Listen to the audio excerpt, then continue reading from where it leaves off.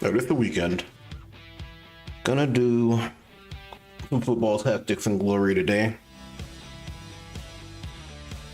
Just to get it started early. And then I'll probably do another one tomorrow. I'm not gonna bookmark it. You know, bookmarking's work. Ultimately, I'm doing this as a hobby and just to get it out there.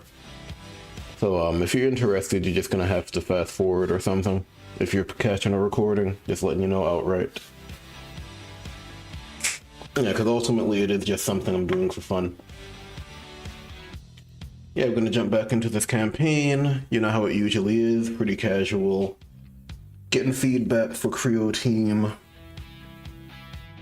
Just to kind of point things out as they come up and to test a few things that they're implementing.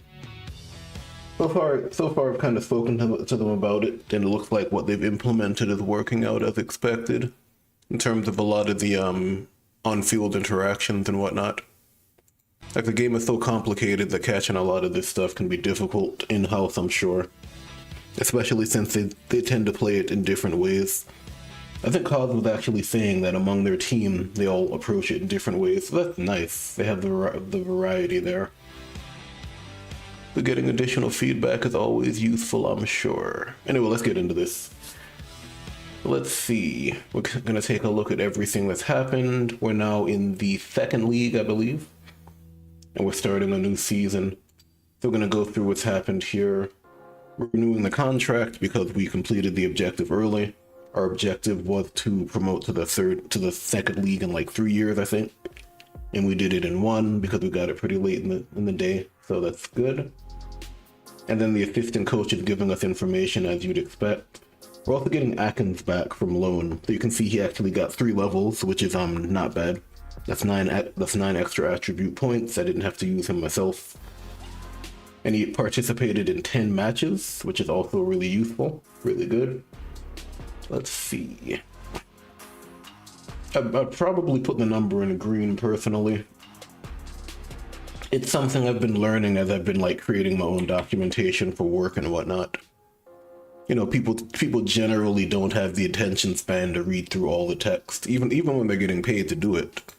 So it kind of helps to like put things in bold and colorize them and all that jazz, unfortunately. And it can literally have like hundreds of thousands of dollars on the line and people will zone out if there's too much text.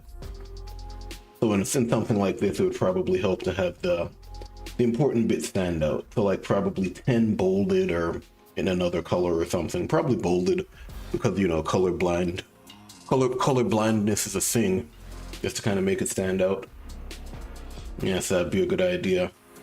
You'd be surprised to know how much time people spend on the user experience. Like in my line of work, you have people whose only job is user experience implementation. And they get paid a decent amount for that, so yeah, you kind of learn from them. Yeah, but I would probably bold the important bits. And again, it is beta testing. The whole point is to test things out. Even though I'm enjoying it and sharing it with you guys, I'm still looking at stuff and trying to get information out to Creo Team, as per usual, as well as play. So it's a bit of a mix there. And then, of course, Football Tactics and Glory World is about the international stage. So you can see we're talking about Scotland and a lot of the different tournaments they'll be taking part in. They see we're ranked 7th. Previous year was 8th, so Scotland's actually gotten better. They've gone up in the rankings. And then you're seeing that we have a lot of different Scottish teams that will represent the country in Continental Cup. So you have Perth FC, Hamilton FC, Glasgow, Dundee, and Falkirk. That's pretty cool. You get a listing of all the different clubs that are taking part in continental tournaments. And they're all related to Scotland, so you get all that information. And then obviously you need to advance to the Premier League because it's only the best of the best that takes part in these tournaments, right? And let's see. And then we have an offer for a player. They want our DM. 161's not bad for him, especially since I don't think I spent anything on him. I also need to see whether or not he's a key part of my team. He probably is. I'm gonna wait and see if the transfer market has anyone else I could potentially give him up. Of course, he's young. 22 is pretty solid. But we'll see. If I can get a 2-star player, I might let him go and then actually eat the cost of training the new player up. And then these players are players that I received on loan, and they're going back 9 appearances. He got like a bunch of specialization and what do you call it, and experience points. So I've gotten a lot of glory for that. Basically, I got a profit of 12 glory because it would have cost 10 to actually bring him on. And then there's another player who I didn't use as often. 4 appearances, not as great, but still got something out of it. So that paid off. Of course, the opportunity cost was not training my own guys. There's always going to be an op cost there. Now let's see what else we got going on. Now that we get higher and higher into higher leagues, as we get into higher leagues, I should say, we're seeing way more players here on offer. I'm also investing in the what do you call it, the scout upgrade, the scout infrastructure over here, scout center. Yep. Again, this is all off the cuff, unedited stuff, so you're gonna have to forgive me. I'm just flying by the seat of my pants here, which is how I prefer to do it, if I'm being honest. Yeah, but Scout Center, I've been investing in that specifically for the transfer market, also to get the level of my scouts increased. You have the average level of the scouts here. They're useful for all of these different things, which are kind of highlighted on the right-hand side. So just investing in the Scout Center will get you a lot of bonuses, even if you're not big on the transfer market. I know a lot of people do like using the Youth Academy. Youth Academy is a good option, sure. But let's see. But the Scout Center is also going to be more useful in this game in comparison to the other one. Because it's going to be important for these 2 pieces here, the hiring agent and the international agent network. You can see it's based on the average level of your scouts right here. And then you need a certain number of scouts to actually take part in different things. And what I like about this game is that it gives you all the information. Like a lot of other games, especially indie games, because it's tough to tell everybody what's going on.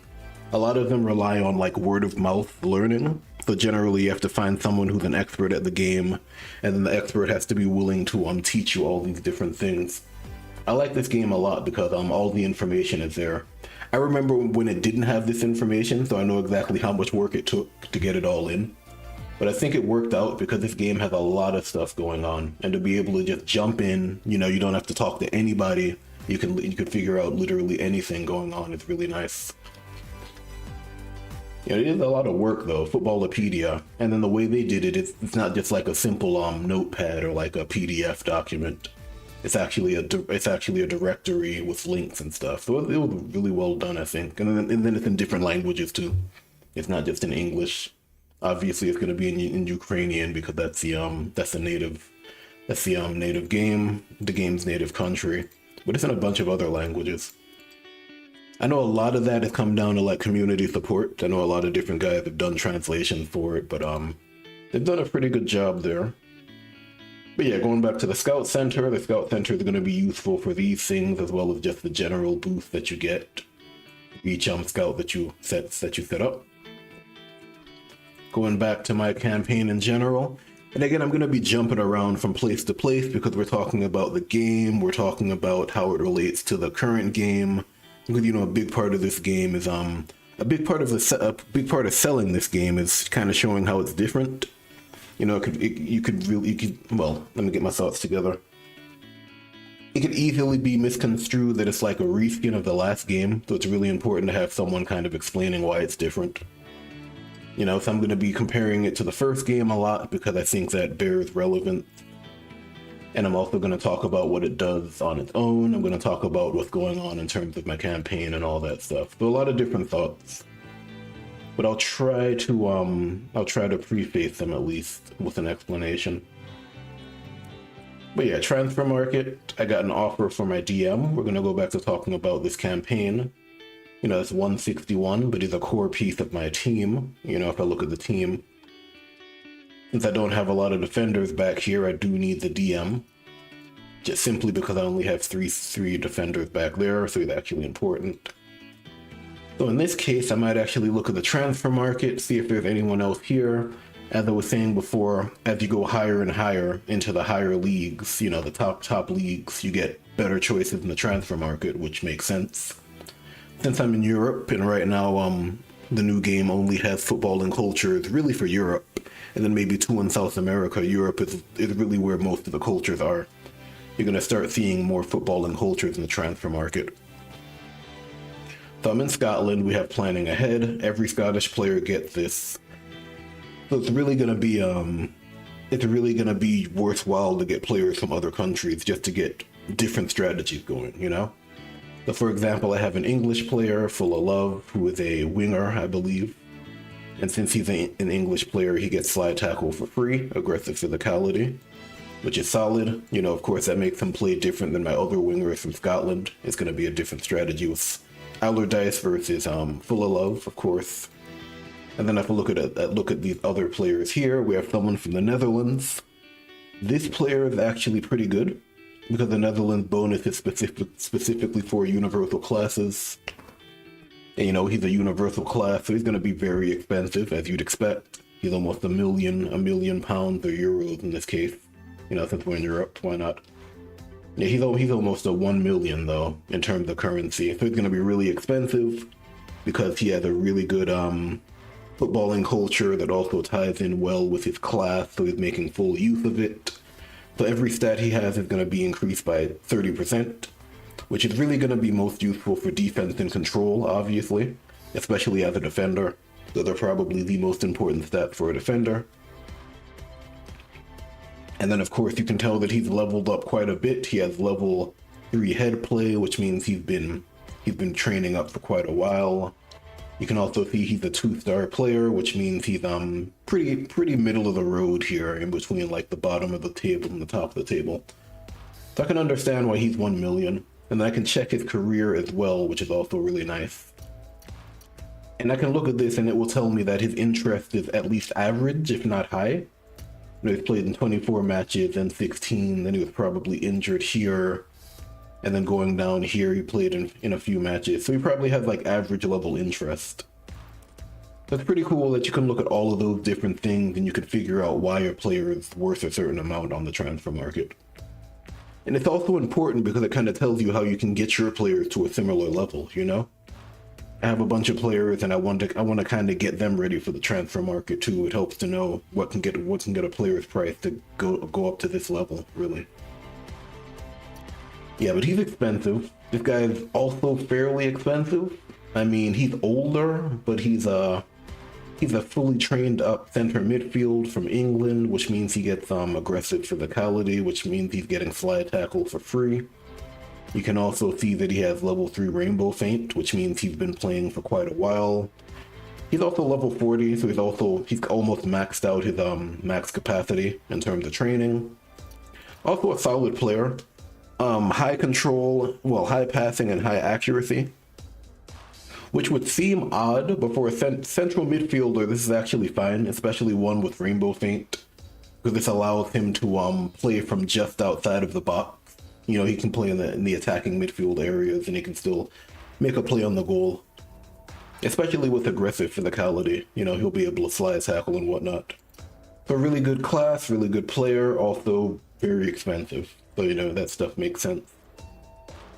And I am getting like a discount. That's not even their full cost because I'm investing in the scouting center.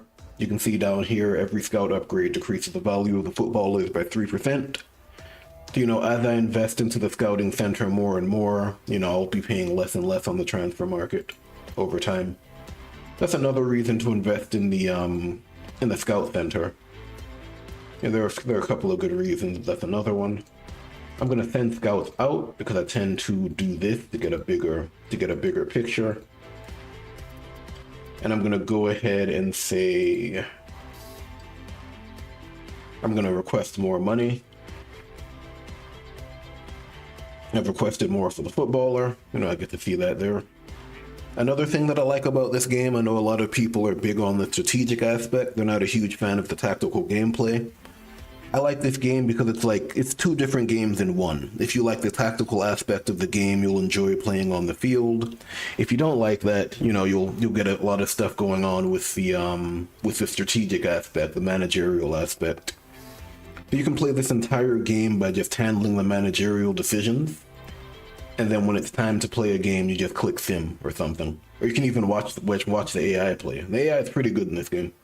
Like, in terms of indie sports games, it's probably the best AI I've ever seen. The only thing that comes close is probably Super Mega Baseball. Yeah, probably Super Mega. But then they've had what, 3 or 4 games to iterate on it. I mean, this game has been around for like almost 6, 7 years now in some form, at least the first game. So they've also had a chance to iterate on it too. And it's also a turn-based game. But yeah, it could be fun to just watch the AI play. So if you don't care about the tactical aspect of the game at all, you can still get your money's worth and then some, which is really neat. Lack of self-control, that's funny. Alright, so let's see what we're doing. So we're going to choose a sponsor. Again, I'm kind of jumping through different things. I'm talking about the previous game, how this game compares to that one. I think that's really important because it's really easy to look at these two games and say, why should I buy this one if I already have the last one? It helps to have someone who's explaining what the differences are, as opposed to hoping that people will get it. So I'll be doing comparisons on that, especially since the previous game is out right now. That's what you have access to. So talking about what's new, talking about what's different, all the new mechanics and stuff that stand on their own, and how it applies to my current campaign, basically. And then I'll be talking about the campaign as well, so it's not just out there by itself. But yeah, we're in the second league now. We're choosing the sponsors. I'm going to be in the second league for a while, so it doesn't make sense to choose anything like a Royal Club A. That's pretty ambitious. Maybe if it was a situation where I fell out of the first league, and I just dropped back into the second league, if I was relegated, this one would make sense. But since I'm a brand new team that just got promoted, I don't think Royal Club A makes sense. I'm trying to get as much value out of the sponsor conditions as I can. Like last year, I chose something that would basically get out of the league, and I got a lot of money for that. So I can easily do something like Slidex. Slidex is pretty easy because I'm guaranteed to get money every single match. If I want to be a bit more ambitious with it, I could go for Auto Steal. Auto Steal assumes that I'll be getting a lot of wins and goals. Basically, one goal in Auto Steal is almost equivalent to a match in Slidex. And if it's a home victory, I get significantly more. If I get 2 goals, I've actually gotten more. Also, I like the way that the sponsors have been set up, because you can kind of tell that there's a risk reward and there's like a cost benefit depending on what you choose. If you want to play it safe, you can take Slidex. But if you want to kind of risk it for more gains, you could go Auto Steal. And then it kind of impacts how you play the different matches. If it's a home game, you really want to win because you want that monetary bonus. You want to score at least a single goal per game to make sure that you're getting your money's worth and all that different stuff. It's a really neat idea. I like it a lot. I'm probably going to risk it, and I'm going to go Auto Steal. And I feel like I can get a goal a game. I feel like I can really push for those home victories. I am playing a pretty aggressive formation, so I do feel like I can get some success in that area. And then, of course, the first thing you want to do is you want to handle the contracts before you start messing with the transfer market. Always need a goalkeeper, most important position on the field. For obvious reasons, if you don't have a goalkeeper, good luck. And we're gonna skip on McWhirter now. I'm just gonna wait. I'm gonna do McPhee. Gonna keep my bench up and going. Let me think about him. I might drop him. I need my defenders. I'm gonna need more defenders as well, especially since Henderson's out. 2 months isn't terrible, but he's still out. You can see my team's getting older now, so I need to start thinking about the next generation, which is why I have a lot of these guys coming in. Kelman is gonna stay, of course. He's gonna stay. A lot of older players here. Full of love. I might get rid of him. We'll see. Some of these guys I don't need to renew right now. Love I'll keep. You know, he's not the greatest player, but he's a solid hand. And he does have aggressive physicality for when I need it. This guy, I can probably make him, yeah, a CF. So I'll probably hold on to him. And if I make him a CF and give him a useful skill, I might be able to get a profit. And let's take a look at our team. We have 4 in the reserve. What else? Let's go ahead and put Dick in there. Atkins, I might need Atkins. Atkins did do work on that other team though. He did some solid work. If I can actually look at his career, it's pretty neat because you get to see it in the career as well, in his career breakdown. You can see he has Renton FC on his career, on his docket here. That's pretty neat. Now let's see. And he actually got like 3 experience points, which is really solid. I'm gonna go ahead and look at him. He's been doing control, which makes sense. He's Scottish, so he gets that bonus to passing. He doesn't really need any more passing here. Thinking about it, we do need defenders, but we also need money. Nah, I don't play sweepers. This is gonna be a tough one because right out of the gate I don't have an extra CD. Like McGill is probably the guy. Yeah, it's probably gonna have to be McGill. Let's go ahead and put you on the bench. Let's get some other players going. I might loan out Atkins again. And here's what I like about this. In terms of the loan, the way the loans work, now that I'm in a higher league, it costs less to send him to a second league team. If you remember last time, I was trying to send him to the amateur league team, or I was trying to, well, not a second league team, to like a better team. So generally the way loans work is, the way it works is you have to pay a glory cost to send your player. You're trying to convince the player that he needs to go, you know? So you're not talking to the team. You have 2 teams that will accept him. You know, in this case, it's Renton and Forest FC. You have to convince him to go to those teams. So if I wanted to send him to the amateur league, it would cost me way more, but they'd be more likely to use him because, you know, they're an amateur league team. They can use the help. They could use the help. So he'd be more likely to get play there, but I'd have to convince him by spending more glory. Or I could send him to Renton FC. You know, Renton FC is a better team. They're actually in the second league with me, surprisingly. Probably because he was putting in so much work, I bet. He helped. He wasn't the what's the word? The sole reason, but I'm sure he helped.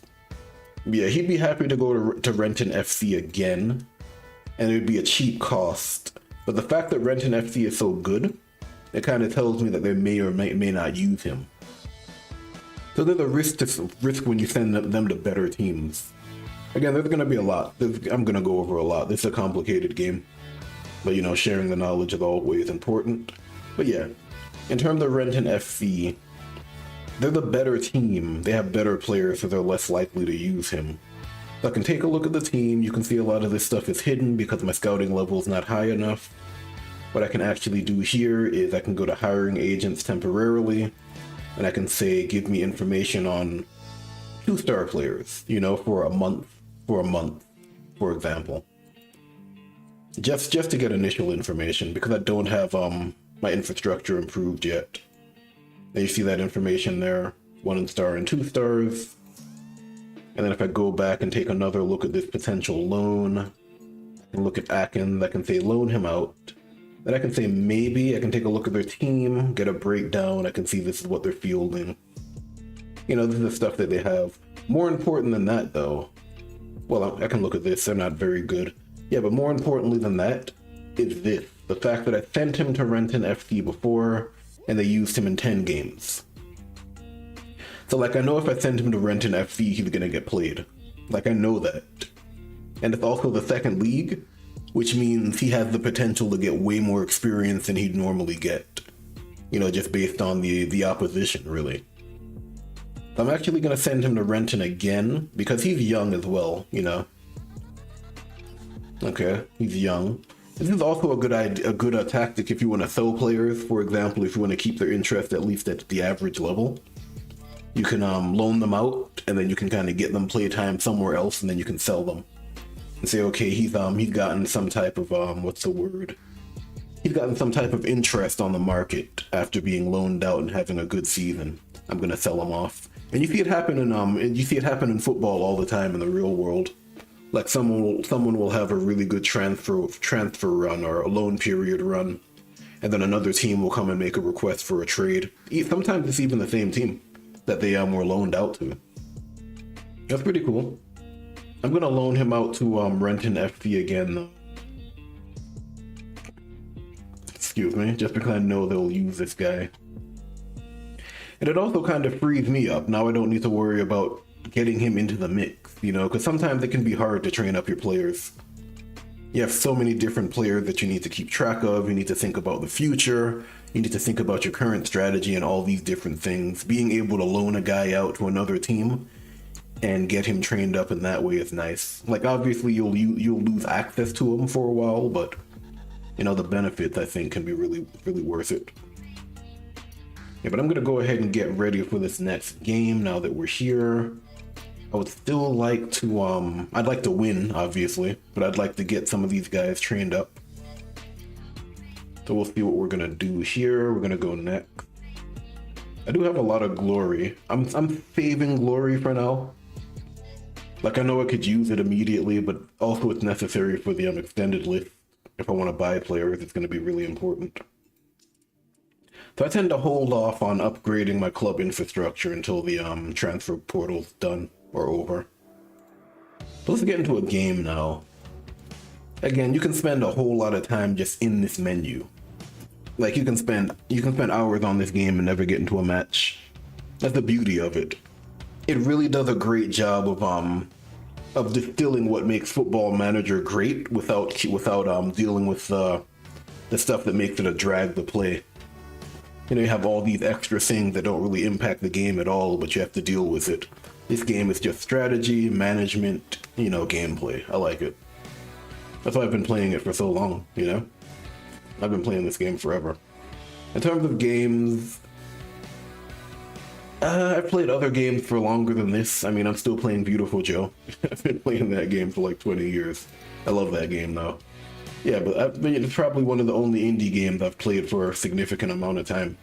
In terms of just length of time, there are other games where I've put a ton of hours into them. But you know, hours don't really mean a whole lot. Because like, you can have a game sitting there, just not doing anything, and you're racking up hours. I don't think that's a great metric, really. But in terms of games I've actively played, this is one of the few where I've actually put a ton of hours, of active hours into it, if you know what I mean. Which is why I'm happy to help out with the next game. Well, let's see, we got this match going on. Again, I'm hiding the formation. This is something I personally wanted that Creo Team put in. I think it's great regardless. You know, if you're a veteran of the game, you know that on this screen, you basically win or lose a match, right? So if I could see the opponent's formation, I'd be able to counter everything they're doing. You know, I'd know that the sweeper is there, and the fullback is there, and the forward is there, and all that stuff. And I'll just place players accordingly. I like when it's hidden, because it requires you to use your own expertise to figure things out, you know? Like, I know that they're playing a 5-2-3. I know where these units are most effective because I can check, right? I know that the DM's going to be effective here. I know that the CF's going to be effective in these 3 tiles. I know that the forward can play anywhere, but I know that they're in the final third because of the red squares, because of this, because they're color-coded still. I know that the defenders are back here because they're blue, because, you know, the first third is right here and all of that jazz. So you still have information. You don't have total information. And I was speaking about this for another game, completely unrelated genre, completely unrelated game. But when it comes to strategy games of any sort, when you have total information, that's like a majority of the game solves right there. Because a big part of the game is figuring out the situation. You know, taking what you know and then trying to apply it and seeing whether you're right or wrong. And if you're right, you can proceed. If you're wrong, then you have to react and adapt. So hiding a big part of the information before a match starts helps a lot, I think. There are certain things you can do to kind of cover for what you don't know. For example, I can play different formations that allow me to kind of be flexible. So for example, I know that they have a fullback on the left-hand side, which means he's going to be covered. I could play inside or I could play outside to kind of try to compete with whether or not I think he's going to be on the left or the right here. And I can kind of make minor adjustments as the game goes on. Another example would be they have cannon shot here, which is going to be really dangerous from the side. So instead of playing this guy to train him up, I could play a winger, so I could run him back and kind of block that spot if he's over here instead of being in the center. You know, if I have a player with like a head play, I could actually play him in the center, and then I could move him left or right depending on where Nobbin's going to be. And all that different stuff, you know? So there are things you can do. It's not like you're completely blind. It just kind of requires you to adapt a lot more than you'd normally have to. But based on what we have here, let's actually get into the match now. It's almost 30 minutes, and it's just a lot of managerial talk. So you can kind of see how complex this game is. Let's see. Let's get started here. They have a DM. More importantly than that, let's look at their nationalities, because that's going to be a huge deal. Now that we're in the higher league, we can see that there are more and more players from various nationalities on these teams. And right now, only 12 teams have footballing cultures, but the final game, every team will have its own culture. Some will be shared, some will be unique. I think most will be unique. I know Creole teams working it out in like batches, so they're doing like a handful full of footballing cultures, and they have their own internal method of like ranking them based on strength and whatnot. So I think we're due for another batch in maybe the next month or two. By the time it hits early access, I imagine there are going to be a decent number of footballing cultures. Then obviously they'll take feedback from players on other cultures and stuff like that. Yeah, but in terms of this, they have an English player. You know, that's always fun. And you can also tell that he's trained up slide tackle. So the thing about aggressive physicality and all of these other skills that give you a free skill, all of these other footballing cultures that give you a free skill, it's only level 1, which means that you can't level it up to level 2, level 3 and get additional rolls. But if you do learn the skill, you know, outside of just getting it for free, you get an extra level of potential. So like, for example, he's 14. Normally he would be 11 because I'm playing with +3 potential per star. You can see it up there in the header. So he should be 11 on potential, but you can tell that he's learned it as a native skill because he's 14. So that's actually a level 3, or rather a 3-star skill. So his slide tackle is stronger than most English players, as opposed to Locksmith, who is the same level of player, the same giftedness 2-star player, but you know, he's only 11. And actually it's even easier to see, because I think they've done a good job on kind of showing it off. So you can see that, for example, let's go back to here. Locksmith has aggressive physicality. And I like this a lot because you can see the flag behind it. So the flag kind of tells you that it's a footballing culture, a nationality bonus, versus no flag, which tells you it's a native skill. That's actually pretty clever. That way, if you're wondering whether or not they have the skill or not, whether or not it's just a footballing culture skill, you'll be able to tell by the background. Pretty nice, for sure. Let's see what else we got going on. Yeah, 30 minutes and we haven't played a match yet. A lot of stuff going on the strategic layer here. It is a big part of the game. Again, you can spend your entire time playing this game and never get into an actual match, and it's still a great game. You know, it kind of ticks the boxes in a way most games don't. Like, I've played sports games where they're only good because you have on-the-field gameplay, and everything else is pretty bare bones.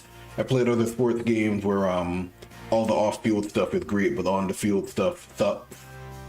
Now, this is like the only game I've seen that does both well enough to the point where they could easily be their own game. So it's like you're not just buying one game, you're buying 2 games, and they happen to be combined in a way that works. Really neat. I'm not really selling it. I'm just a guy who plays the game. You know, I have a job. This isn't, I'm not getting paid for this. As I get older, I realize more and more that I need to spend my time on things that pay off. You know, I've beta tested other games and it's just been a waste of time because ultimately I don't get anything out of it. It's one of the few games where I'll play it and I feel like it's worth my time to support it and give it a shout out and stuff. Not a lot of games like that. There are a few, but not a lot. You know, as they say, time is money. It makes more sense as you get older. It's not so much that time is money, it's more so that's it's the opportunity cost, you know? Yeah, let's get into this game now. Let's see. They have the DM, they have the AM. I don't know where they're playing the AM. He's an Englishman. Let's see. They do have the goalkeeper. I do have Calderwood. I need someone with defense in the middle. So I'm probably going to do my normal thing. I'm probably going to play him in fact. And I might play, they do have the DM though. See, I want to get him to the end. I'm probably going to go the CM here. And I'll go with him. And I'll play him all the way to the back. I'm going to play him there. And I think we'll go with that. Why not? There's a reason for this. Oh, let's actually get into a game finally, right? Yeah. The managerial aspect is so much fun though. Just kind of working things out and trying to solve the puzzle. That's a lot of fun. Yeah, now we can actually see what they're fielding. So, you know, now I can see what they have. I can see cannon shots in the middle, so I'm not as concerned about that anymore. You know, obviously they have a DM. The DM's going to be in one spot. And again, even though I couldn't see the formation, I can kind of guess at what they're doing based on the player that they have. You know, the DM's only going to play here because that's where you put them. Forward, they're going to be here. I don't need to make any adjustments on the back line. That's their back line. They have the sweeper. Huh. Okay. And that's where the AM is. And that's a good place to put the AM. Since he's English, I can't actually hold the ball here because he's just gonna come and take it. So I'm gonna have to change my strategy based on that. That's okay. They do have the DM. So obviously I'm going to lost it because I don't want to deal with the DM. That's all right. The whole point is to get the ball up there. And then he's a winger, which means he can go all the way over here.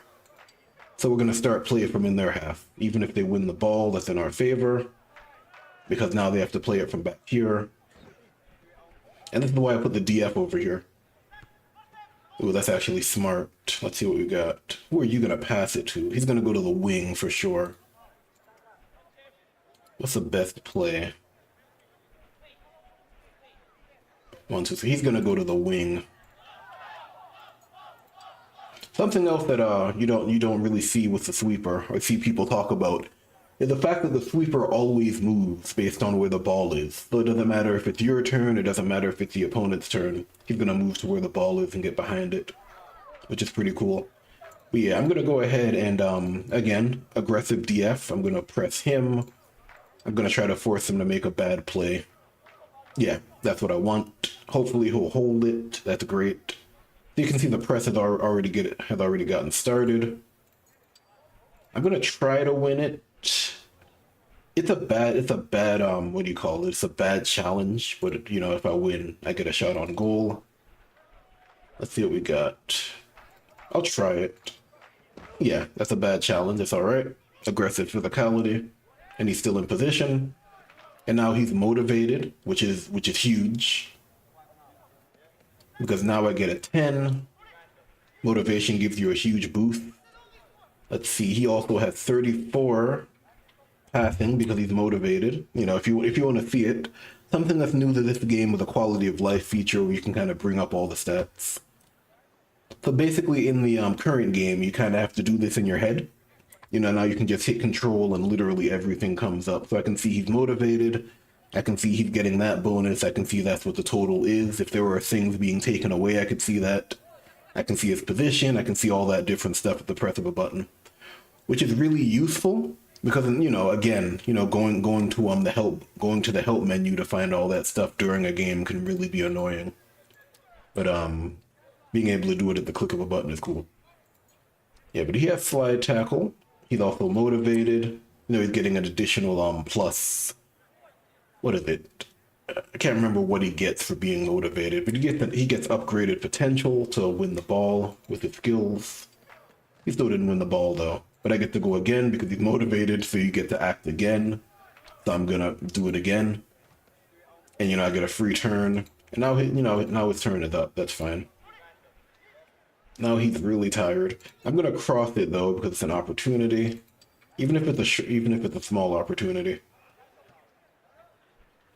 Yeah, that was a nice little sequence. There was some potential there. It didn't pan out the way I would have liked though. Like ideally I would have gotten the ball here on the first slide tackle, and then I would have crossed it for a potential header. That would have been the way to play it. Yeah, but I'd like to win this game because it's a home game, I get extra, what's the word? Extra cash if I win home games. So I'd like to win this game for sure. Let's see what else we got. We got the CM. They do have the sweeper.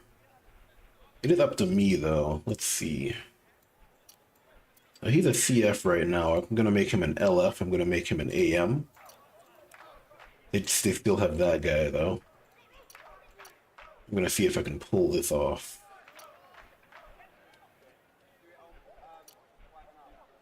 Yes, they have the sweeper, but there's a way to just ignore him outright. They have the CD. Oh, they're a bunch. Well, they have the fullback there. This is what I'm trying to plan for the next half, looking at all the different moves. Let me walk you through it because I'm doing all this in my head at the habit. So basically, he's gonna be an LF soon. So I'd like to play him on the flank, right? He gets LF specialization for being in this spot. That would also allow me to take 2 actions to kind of get here, and then that makes the sweeper obsolete. Or at least it makes him, it nullifies the sweeper because he can't move. And then I made him an AM so I can just pass it through, right? Even with the DM, an AM has a good chance of getting it through. So that's what I'm doing there. I could also try to get him over here. I mean, I could try to do a cannon shot, but then they have a fullback, which means it's going to be weaker. That's not a great choice. There are some options, though, for sure, if I want to play it on the right-hand side. I might do that, actually. I might be able to do a 1-2 punch, get it to him, and get it over there and take a shot, at least. And that'd be an AM shot, too. That's actually solid. I'm just trying to set up for a potential win. Of course, I have to win the ball. The DM's gonna pass it. That's not a great choice. That's happening because their midfield is so sparse. They only have 2 in the midfield. So it's like they're stacked at the front and they're stacked at the back. But they need to get it past all of these different guys. And they might do it too, if they lob it there, maybe. We'll see, let's see. Trying to plan for the next half, as you'd expect. Let's see, he's gonna lob it. Yep, right to him, right? That's the choice, that's the play, yep. Even if he doesn't get it, there's a chance one of these 2 guys might get it. He's an AM, he has really good, what do you call it? Passing. So I'm not gonna be able to take the ball like that. I'm gonna have to win it with a fly tackle. I'm gonna go behind him. In case I lose, he ends up further away. Or, he gets injured. Or I get a card. That's fine. Because I didn't want to do it from the front, because if I fail from the front, either he doesn't go anywhere or he takes my space. Which is why you'll see the AI do that a lot. Like, you'll wonder why the AI is constantly going for fouls. That's usually why. Because the AI will plan for a potential failure too. We got all that going on. I'm just blocking off the potential. Let me see. I'm just blocking the potential cannon shot. That's all I'm really worried about right now. I'm also going to take advantage of the situation and place my guy into the box, which is something you can do on indirect free kicks. So that gives me a better counterattack opportunity. I can just go directly to the goal. I'm going to end it, and we'll see what happens. He's probably going to pass here. Yeah, that's a given. Ooh, let's talk about this guy. 101. because he's from the Netherlands.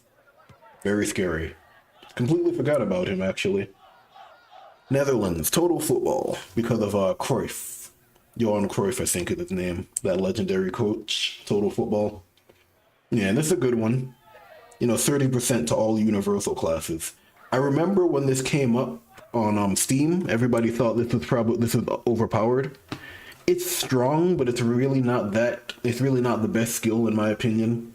Because there are only 3 universal classes in the game, barring goalkeepers, who don't get this bonus. Yeah, but when it does kick in, it's really good. 30%, which is the same amount you get from being motivated, I believe. So it's basically like they start the game motivated. So, anything they have is going to get better. So he has 101 accuracy because he starts with 78. He has 65 defense because he starts with 50, and he has 35 control. Yeah, so he's very scary. And then he's well trained up. He has level 3 head play. He has slide tackle, but it's really those other two, that other ability that makes him scary. Yeah, so it's really strong in the right conditions, but that's true for every ability in the game. Like, you would think that planning ahead is not very strong, but that's been my entire bread and butter so far. Let's see what we got. They have the AM over here. Let's see, he has 84. I could try to run it all the way down. That might be an option. I don't think it's gonna work though. I'm going to try to get it over here. I don't think I'm going to get the ball, but I'm trying to get it over there. Force them to deal with the situation. Let's see what they're going to do here. Alright, that's great. Again, I have the DF, which is good. Aggressive DF. And then I'm going to go ahead and, let's see, block this off because they might be able to get a shot if I don't do that. Now he's not going to be able to pass it. He's going to try it, but it's not going to work. DM, great. Now I'm going to see if I can attack in 2 ways. I can go with him, 34 versus 22, and that's less of a risk, or I can go for him, which is more risky. I'm going to go for him first. Okay, that's fine. He gets to go again. That's fine. And then I might pass it into the box. I don't know if I can. Trying to think of the best play here. 72-29. He would have 49. I mean, I'm probably going to lose the ball here. See if I can get fouled. It's possible. Yep, there we go. That's the only way that's going to work. And this is a good opportunity because my guy is in the box, because of that, what do you call it? Because of the direct free kick they got a while ago, so he's in position. They don't even have the DM anymore because he's out. That's great. This is probably our best opportunity. I'm gonna go ahead and take you out. I'm gonna play, let's see. What's his control? His control is too good. I'm gonna play Lindsay. He's done his job as an aggressive DF.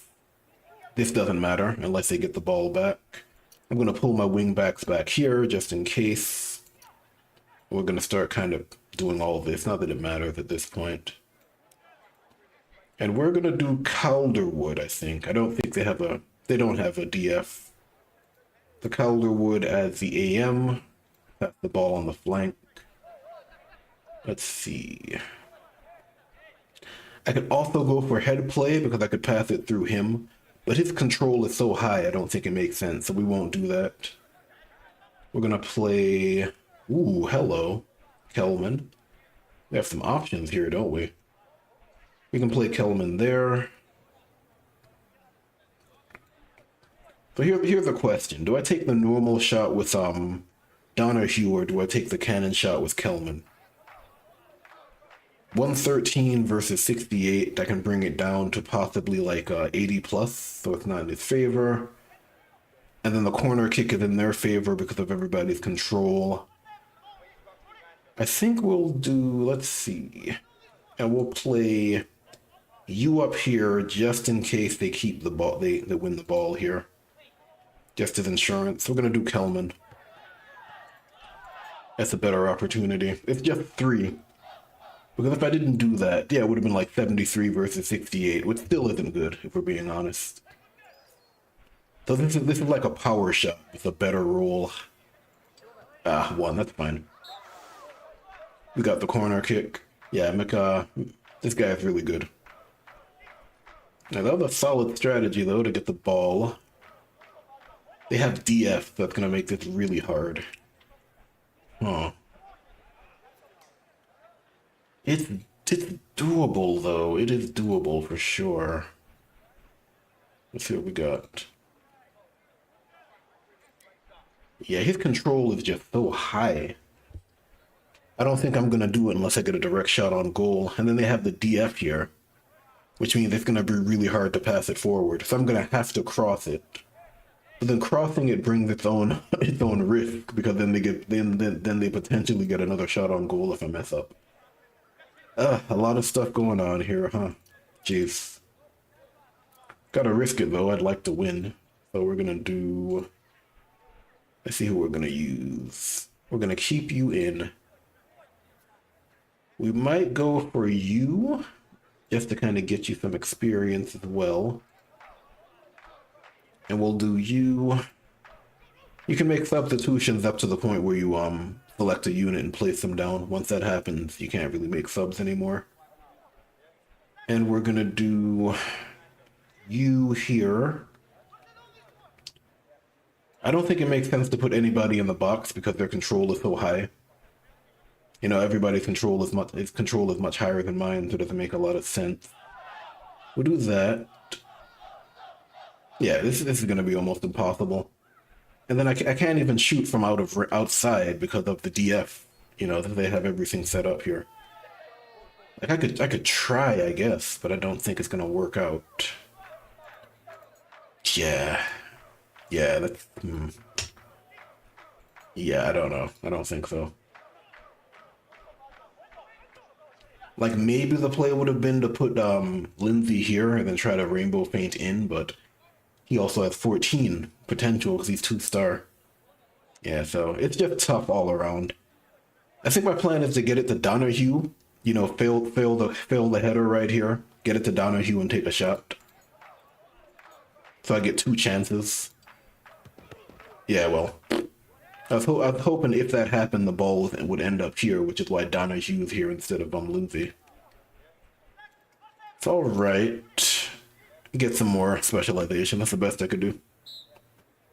Good opportunity. Very strong team, though. Very strong. It's funny, it says 1 shot on goal, but it was like 3 different attempts, but it is what it is. And they have a lot of possession, but, yeah, you know. They also had a lot of possession in their half, which is what we want. Very strong team, though, for sure.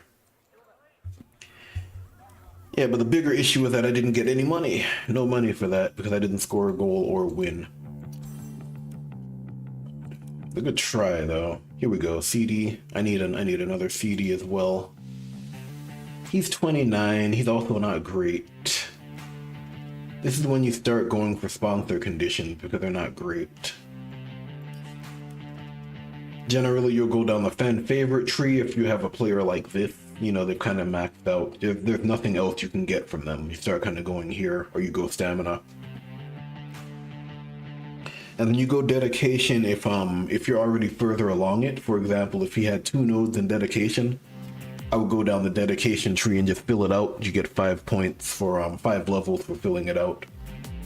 So once they've kind of capped, once they've kind of reached their ceiling, this can be useful to push it a little further.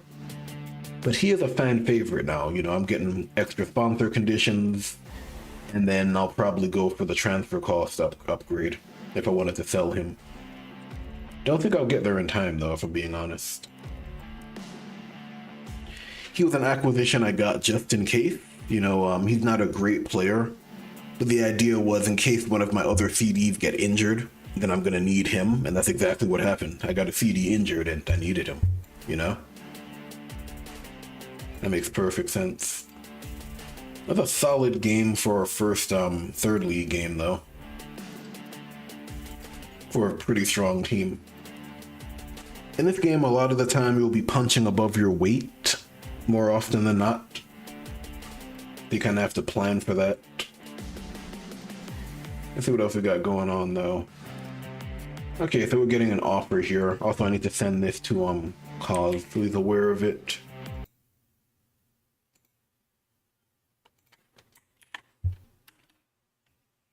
Got this little graphical bug in the corner right here.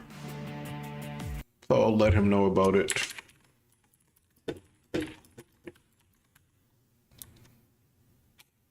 On the left-hand side.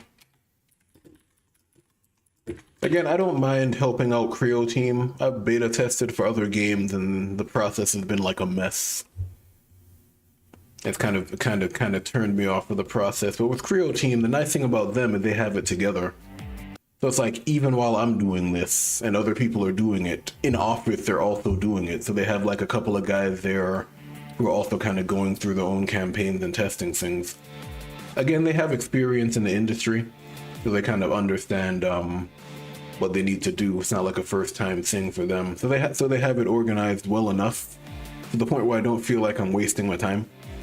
Because again, you know, as they say, time is money. I'm actually working towards something that I'm interested in, you know? I'd like to see the final version of the game. It's something I'll be picking up for sure. You know, even if I get like a gifted key, I'm still gonna buy it, you know? Even if it's just a gift to somebody else. So it's neat. They've also found their niche, I think. Like, obviously the game doesn't have a huge community, but it has a community. You know, people are looking forward to it and whatnot. And it also tackles the football manager space in an interesting way. Yeah, but I like it. You know, it's good stuff. So here we go. We got a loan offer. Again, as you kind of show yourself to be a good feeder team, a good host team, you'll get more and more loan offers. So in this case, I'm getting an offer from another team. They're offering me Little, who's a decent forward. He's okay, actually. He's not bad. I could potentially make him like a right wing forward or something with that spread, and he'd be okay. Again, you only get him for 6 months, and there's an opportunity cost there because as you're training him up, you're not training up your own guys, but you know, there's a potential to get more glory as you use him. And then unlike the third league where I was getting like two for every match, I'm getting 3 now, so I get 3 every time he plays in a match. I get 6 every time he increases in level, but the cost to actually bring him on is going to be higher as well. So it's going to cost 15 instead of 10. So I'm going to have to play him in 5 matches to break even, which is pretty similar to the last time. But I have the potential for more rewards when he, you know, when he increases in level. I'll accept him, you know, just because I'm rolling in glory right now. That's another common thing. Generally, you want to jump to the next league as quickly as possible, even if you're getting relegated, because, you know, the rewards are always going to be better. So someone's offering 241,000 for a McWhirter. You know, that's a lot of money, but I have to be smart about it. Excuse me. Which is why I opened up the second the list right here. I want to see what's going on. McWhirter is really important though. McNee is the guy to get if I'm getting anybody. McConnell's not bad. McConnell wouldn't be bad. But the cost to get McConnell. McWhirter is also a level 1 giftedness player though. Let's take a look at the other leagues, which I like to do this to see if there are any diamonds in the rough. Yeah, there are. There's one. Here we go, Gilmore. Gilmore's a guy, as is Clark. Diamond in the rough. What I mean by that is like unknown players or no-class players that have better potential than the players that I have now, and they're also young.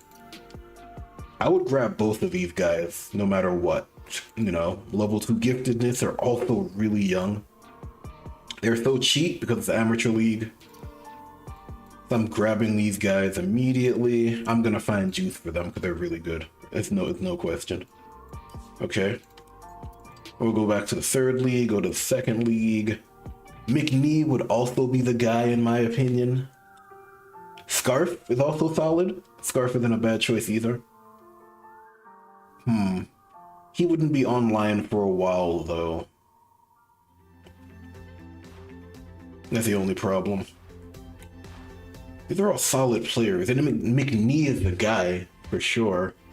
He's the best guy here. But I have to make the choice. Because I need to sell my guy for McNee. Interesting choices. But definitely Scarf, for sure. I really want McNee.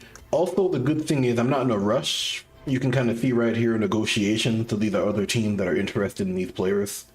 So like if I don't grab McConnell, these guys are probably going to grab McConnell. I can also take a look at the team, I believe. Apparently I can't, at least not like that. Yeah, but those guys are probably going to grab McConnell. I can also do a comparison, so I can look at McNee, and I can kind of compare him to all my other players. This is pretty neat. This is pretty common in stuff like FIFA and Pro Evolution Soccer and stuff, being able to compare. That's pretty cool as well. If I was going to use McNee, I would probably use him in like a wing position, or maybe as a attacking midfielder or something. Kelman's getting older. He could be a good replacement for Kelman. Calderwood's getting up there. He could work with Calderwood. He could definitely be an AM or something. That's not a bad choice. Yeah, he's also really good. And he's young. He's so young. That's the thing. Like the potential is in the youth. He's so young. Age 19 is, yeah, that's, I have to get him. To get him, and I have to make the rest of this work. It just feels like that. It's gonna weaken my team in the short term, but man, it's such a good acquisition. I also have to look at my goal though.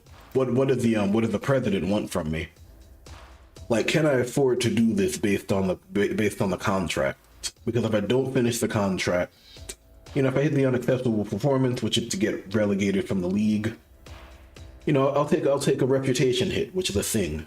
And then based on my current reputation, it's a decent hit. I'll be able to come back from it, but it's still a hit. Nobody wants to lose it. I can also kind of aim for the satisfactory performance in this case, which means I'm hitting in this area or like this area, so I'm not losing anything. It's one or the other, depending on depending on what I do in my what's the word, career otherwise, or season otherwise, or tenure otherwise, the contract period. So a bunch of stuff to consider for sure. Yeah. It's just worth it though, because 4 years is also a long time. What it's gonna do, in the short term, it's gonna make it harder to defend against the kickoff, because the DM is a crucial part of this team right now. I do have another DF though. Maybe if I can buy another DF, maybe if it's even a 1-star DF. Yeah, I just need to fill that gap for a little while. I'm gonna accept this. Cause like the profit, I didn't even pay anything for him. I got him out of the youth academy. The profit it's too much. Alright, so I have a decent amount of money. I need to immediately fill that hole though. We're gonna grab McNee, which is why I did that in the first place. He's expensive, but he's worth it. Absolutely worth it. Absolutely, like no question. We're gonna do that, and then we're gonna try to fill this hole immediately. It doesn't have to be long term, it just has to be someone who can fill the gap.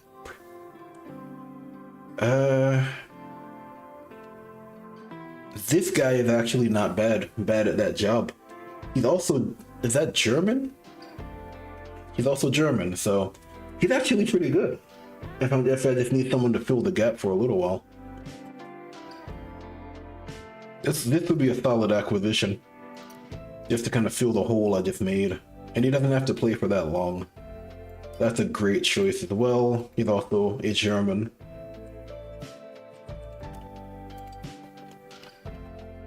And I have a lot of other players here as well. That's Switzerland, they get active press, which is solid in its own right. And they have a bunch of other players there. That's Belgium. Yeah, I think we'll be okay.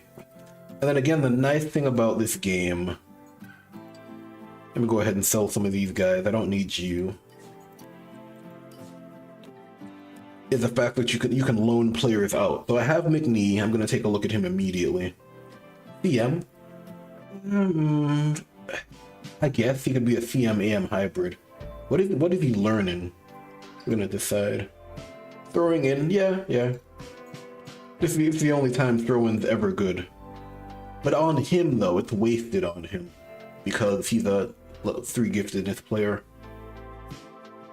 He would be better with something with a skill where he has a challenge, you know? Throwing in... I wonder if I can pitch this to Creo team. I'm gonna see if I can get this through, or at least kind of pitch it. Because throwing needs a buff. Maybe the chance to hit the target or to control the ball on a throw-in is increased based on giftedness. Because I think it's the only skill in the game where giftedness doesn't matter. Well, in interceptions like that too, maybe not. It's just a choice. I'm gonna go with long pass, just because, not because it's long pass, but because he has giftedness level 3, 3-star player. Throw-in's a good choice for this team, but it's a bad choice for him, absolutely. And then for him, probably head play. No, we're gonna go head play. And now I have someone who can fill in the gap. And then also for him, let me see if this works. No, you can't. I might loan one of these guys out now, because I have a lot of guys on my team. So I could do McAllister, I could do McPhee, I could do McNee. Oh, McNee would be good. He would immediately get play though. Now I'm not gonna do McNee. I want to play him. Let's do McAllister, because he's training up to be a left midfield anyway. And we're gonna send him to the amateur league just because he's more likely to get play down here, based on everybody that they have. It also helps to do your own scouting, because you can kind of look at this and tell whether or not they're going to use a specific player. Like, what do they need?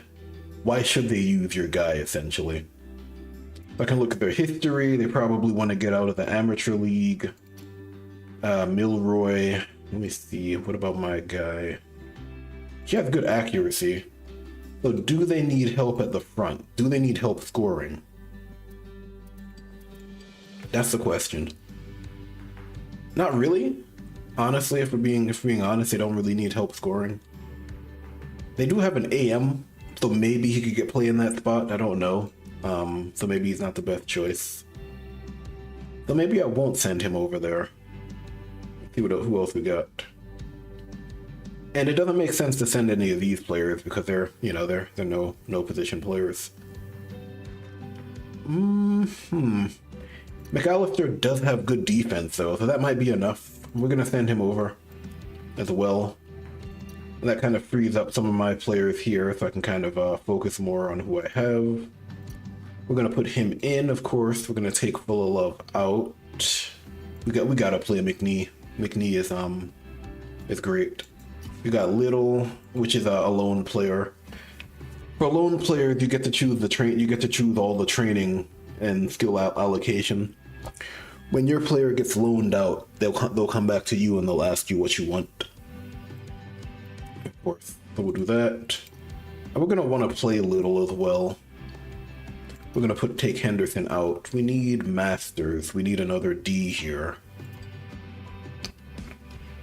Getting Masters involved is gonna be tough. Like, I might play him on the flank, but I really need another D here.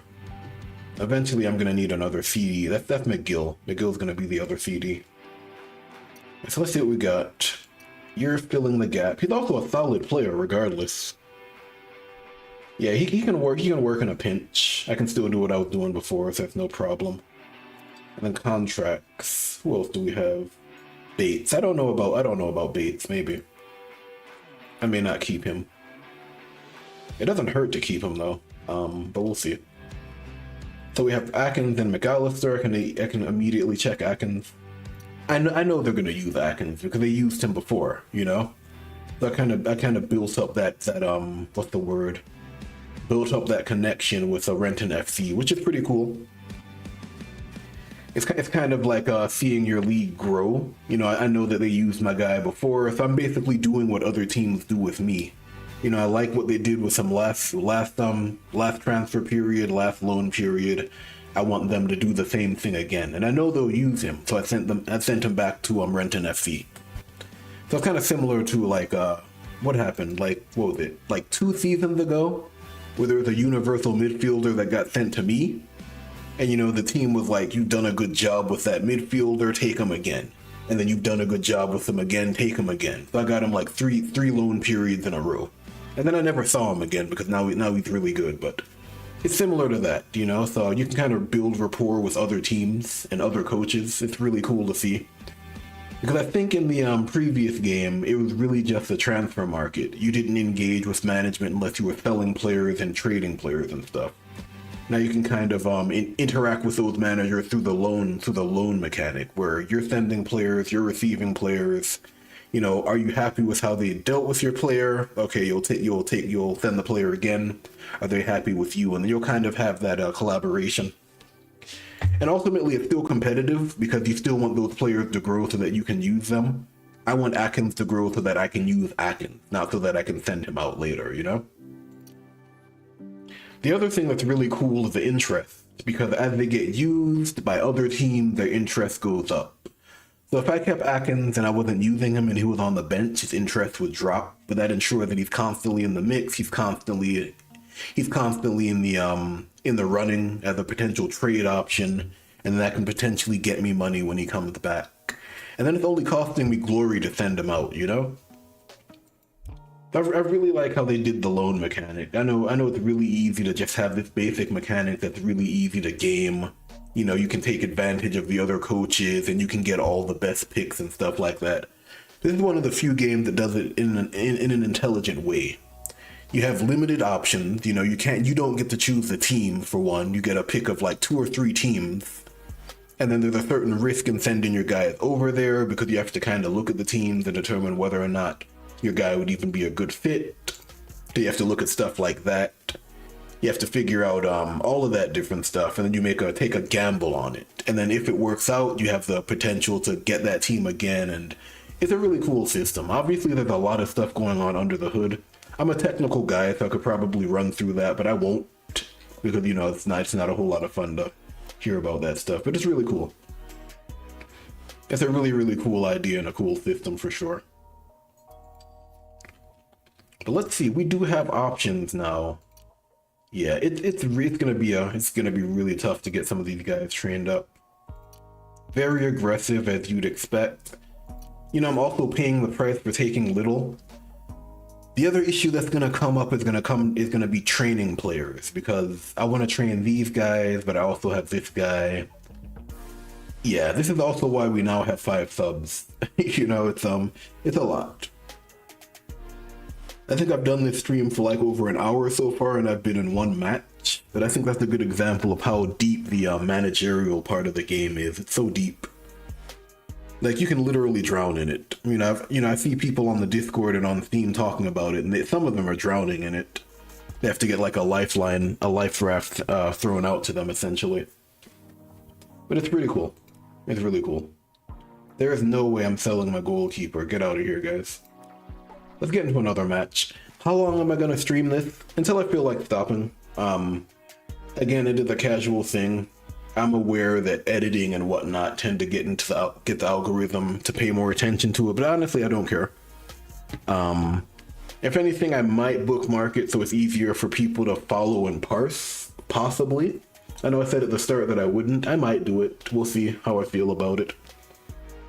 Ultimately, I'm just doing it for fun and kind of getting the word out there, as well as getting stuff tested for Creo Team, really. Yeah, but it should hit early access later this year.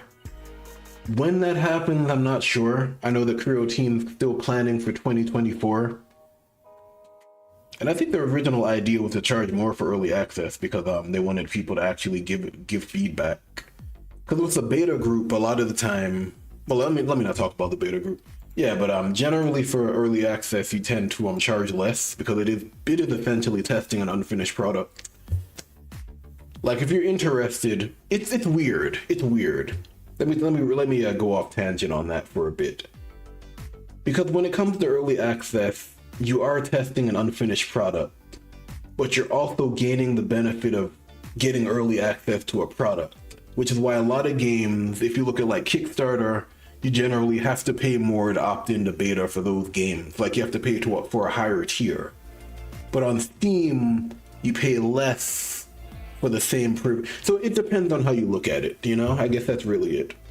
Because ultimately the consumers are going to want to pay less money for product. That's a given, you know? If you're a consumer, you don't want to pay more than you have to pay for. That's how it goes. But I don't know. I feel like it's one of those situations where you have to follow the marketplace. Like as a studio, you'd like to get more money. But if the market's not doing that, you really can't go out on your own. Because when you do that, if you don't have the pull in the market to kind of go off on your own and do your own thing, you're just going to get left behind.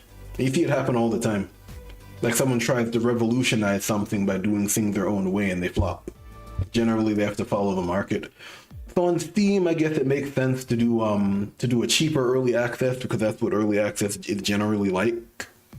And I'm sure we'll get more feedback as the early access period progresses. There are a bunch of veterans of this game. There are a bunch of people waiting for it for sure. Like it's a small community, but you can kind of tell it's there's enough interest to keep it going. Anyway, let's get into this game here. And again, I enjoy the game. I'm not being paid for this or anything, obviously. I have a job. Job pays well. Not gonna talk about how well it pays, but I'm not struggling. That's all I'll say on that. So, doing this for fun. Let's see what we got here. So we got another match here, 4-3-3. They also have a Swiss player that's gonna be active pressing. I think this is an interesting footballing culture. It's gonna be more interesting for those players that get pressing for free. So like the wingers and the center midfielders, but it's still interesting. Because -30 versus 15 can be absolutely devastating for a team that's not focused on control. Basically, if a Swiss player presses you, you're gonna lose the ball. you know, that's essentially what it means. Even in the higher tiers, it's like, did you get pressed? Is this guy Swiss? Thanks for the ball. And then what I like about this bonus is it's similar to Germany's bonus, you know? So it's not just a matter of -30, which is a flat number.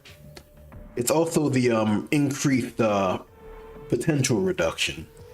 So generally the way it works is when you press in this game, you get your potential reduced by 1 level. This doubles it. So let's see. It would be 3 against this guy, so it would go down to 5, right? You know, if a Swiss player is pressing him, it goes down to 8. It goes down to 3. It would go down to 3 for him. If a Swiss player presses him, it goes down to 1, which means it's an automatic fail. So it's really, really strong, but it has to be used in the right situations. It's an interesting ability for sure. Anyway, let's get into the match here, because I can talk about the strategic side all day, and I might just do that. Why not? I'm off today.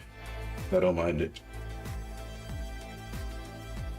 And the weather sucks, so yeah. Weather sucked for a while. Back when I lived in the Caribbean, I took that stuff for granted. I'd be like, oh, it's hot. Oh, it's so hot. And, you know, now it's like, man, the sun's never out. That's crazy. Caribbean's hot, though. Like, I see people complain about heat in the US. I'm like, please. Like, you Florida guys don't know what heat is. Get out of here. Yeah, but, let's see. Let's look at the match. 4-3-3. They do have the wing forward. They have the universal forwards as well. They got the midfielders. Okay, they got that too. Bad control though. get the ball first. So I'm gonna have to play someone back here, which means McNee's probably not gonna be there. What does McNee have? He's also training up in passing. He caps out at 60 essentially, so he has a long way to go. He's a really good acquisition, it was worth it. So I'm probably gonna do passing until he hits like level 25 or level 30. And then I'm probably gonna do accuracy up to like level 45 or 50. And then the rest of that's gonna be control. Let's do it like that. He's also Scottish, so he doesn't even need that much passing. He could get like 50 passing and he's fine. Because after that he has like 125 when he holds the ball. So, you know? Which is crazy. Like, people are sleeping on this ability. It's a crazy ability. It's so ridiculous. You just have to know how to use it though. Let's see what we got. They got the defenders. I'm gonna want Calderwood up here. I'm gonna want Donahue. I need to make him a left there, yeah. He's gonna have to run the flank though. They do have a sweeper. I don't care about the sweeper though. At least not right now. And then I don't know if I want Calderwood this time. McNee. What do I make McNee though? A CM maybe? Don't know. I really don't know in this case. He could be universal. I mean, what is he learning? Long path? Yeah, but his other abilities aren't great. I mean, he could be universal though. I don't see why not. Let's leave him on the bench for now. I know it's a crazy idea, but I want the options to go left or right. And I think we'll take this guy. Really isn't having any luck today. We'll take out McPhee. Yeah, we'll take out McPhee and we'll do Clark because I need more defenders for sure. Masters also needs to get in there eventually. It's tough though. I'm gonna need to find time to train guys, and we'll do that. And the idea is I'll either cross the ball with one of the wingers, or I'll pass the ball with Calderwood, which is why I have both of these guys here. And then he's there to get left wing forward specialization, of course. Also, let me do this. Let me go to my club. I have an injured player over here. Let me see if I can speed up treatment. I'm gonna take the chance. Nah, I'll take it. You know, it's better than nothing. And let's go ahead and get into it. Take a match. Actually, let me go back here. Let me take a look at something. I'm gonna hold on to my glory for now because I might find someone else on the transfer market that's worth it. I have a solid amount of cash. I might find another diamond in the rough that gets thrown out there. You never know, you know? There's always the opportunity. Third league. Yeah, I'll wait. You generally want to wait before spending your glory on the transfer market, during the transfer period. Let's actually get into a game. All right.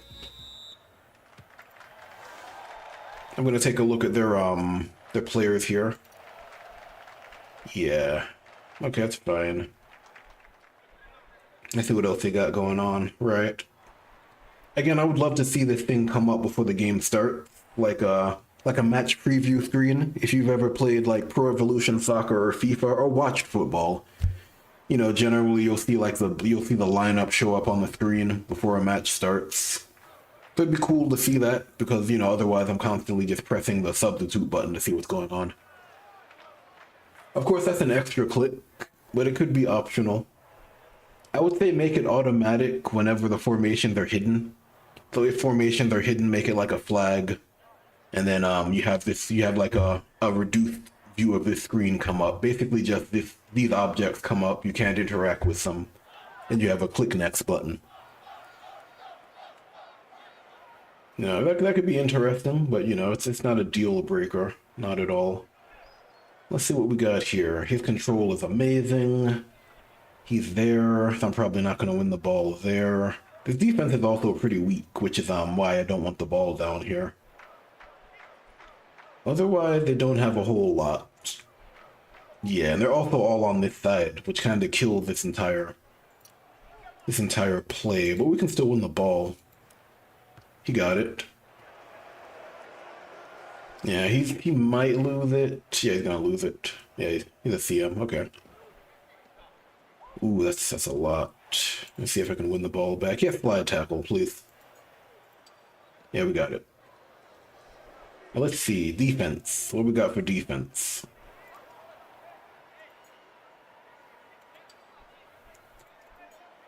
He is Scottish, so you know it's coming. He has to keep the ball, though. 36 is solid. That's good. They need to move back. Are they going to move back? No, they didn't. They don't know what I'm going to do. That's another nice thing about playing it in your own half. Like, the AI is really good, but the AI also tends to play it neutral when they're not open like this, when you keep the ball away. So, like, there are a bunch of different things I could do. If they moved him back, I could play him forward and then play the ball, so they won't do it. That allows me to do that. And then he has solid enough control. 36 is really good, though, but he's going to run the flank. Yeah, it's going to be 11 because of the flank tackle penalty, right? Yeah. And now I have the potential to cross it. This would be a difficult challenge if I didn't hold the ball. He's Scottish, planning ahead. 150, so now it's 75. You know, the sweeper is now useless, and I might actually score up based off of this. Very nice. There you go. And so based on what they did a while ago, based on this player being here, I'm actually going to do this. Because a while ago they passed through this tile. So I'm going to move him down there. And this way they're going to combine their defense to win the ball here. So I'm going to see if I can get the ball this time. Quick adjustment. Let's see if they do it again. They did it again. They didn't get it though. That's fine. He's probably going to cross it. Yeah, I imagine he'd go for the cross here. Yep. Yeah, that's a good try. Again, heading is weaker from the third line. If you play the current game, you know that heading from here is almost guaranteed once your level gets to once your potential gets to a certain level. But it's a lot weaker now, so generally you need to head the ball from here or here to make it better. Ooh, this guy is gonna be tough to beat. There's a way around this, though. I do have 2 DFs. I can do a similar thing, actually. I'm actually gonna move him here. Yeah, that's fine. And I'm gonna move him here. I don't expect to get the ball to get the space, but I expect to make them pass through it, you know? I'm kind of combining defense again if they want to pass the ball to him. Or pass it forward at all. That's fine. They're gonna lob it because I did that, right? They have to lob it because I did that. 2 DFs, it would have been combined defense against his passing. You know, even though I didn't get the ball, you know, I still forced them to make a bad play, which is great. And I'm gonna go ahead and try to take this. 61 is pretty good. And I wish I could do that. Let's see. I'm gonna get it out to the wing, which is why I have him. He's a CM, so he should be able to make it. Oh no, don't foul me. No. I mean, that would have given me another opportunity to score, but, you know, I don't want to foul right now. You can see I'm already making up for the lack of that DM. You know, that's exactly what I wanted. This is going to be the next problem, though. I'm going to take you out. I'm going to put in Masters. Because I need someone to hold this line. I don't know if he can do it, though, even then. The better play would be to put him here, but then they have a forward. So they could potentially play the ball into the box. It's a tough call. It's definitely a tough call for sure. I'm probably gonna do this, so if I need to, I can play him back, and then I'll just start with something else. Let's see. What's their defense looking like? They're gonna make a sub as well. Let's do you, because I get another opportunity to cross it if I keep the ball. I also have Little, who could get played later on. We'll see. And of course McNee is there. I need to play McNee at some point. Let's see if we can get another goal though before we worry about that. Okay, yeah, they're gonna make a sub. Not a huge change if we're being honest. And their defense isn't that great. He has 28, which is solid, but he has 29 control. Let's see. Yeah, let's do it. Scottish, so we're planning ahead, literally planning ahead. We're gonna hold the ball. If they don't win it, we're gonna get a really good opportunity on goal.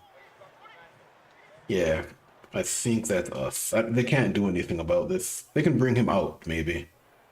And then they could potentially tackle me on the flank, but yeah, there's nothing they can do. And again, since I held the ball, I'm Scottish, 150%, which is 70 from 28, which is...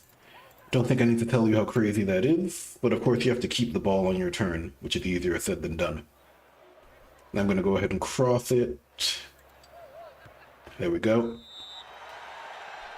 Play a ball into box, head ball into box. Very nice. And now I feel like...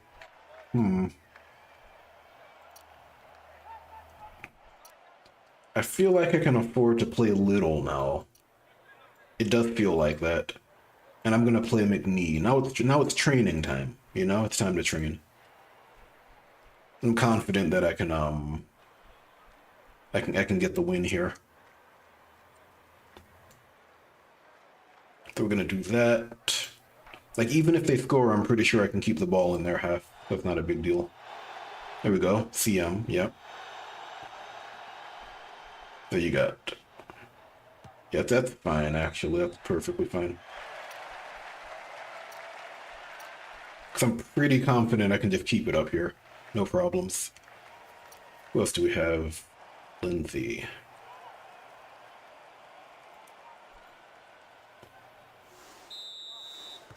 I know, we're just gonna play it up here now. And we're gonna literally hold it by the flag. And force him to deal with it. That's perfectly fine. The sweeper is also out of position, which is terrible for him. He has to hold. Oh, he didn't hold. That's not good. He can't get the ball forward now.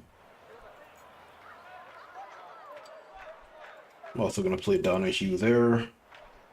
Just to get him some experience, you know? That's the main reason. Specialization points. You're gonna have to lob it. Yeah, you have to lob it. That's a solid lob. It's a very, very nice lob. Wow. That's a very solid play. That's a clutch play, actually. Very nice. Because they lobbed it. Who was it? They lobbed it to him, yeah. That's a great lob. To play it from there was actually smart. Well, they might actually tie the game up. That's no good. Let's see what you're gonna do. Yeah, they might tie it for sure.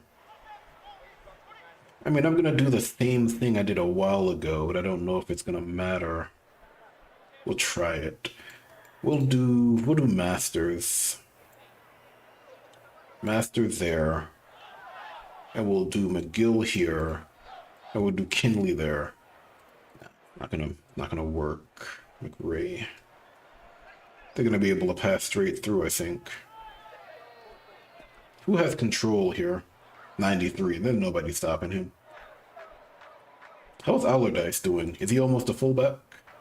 Yeah, not yet.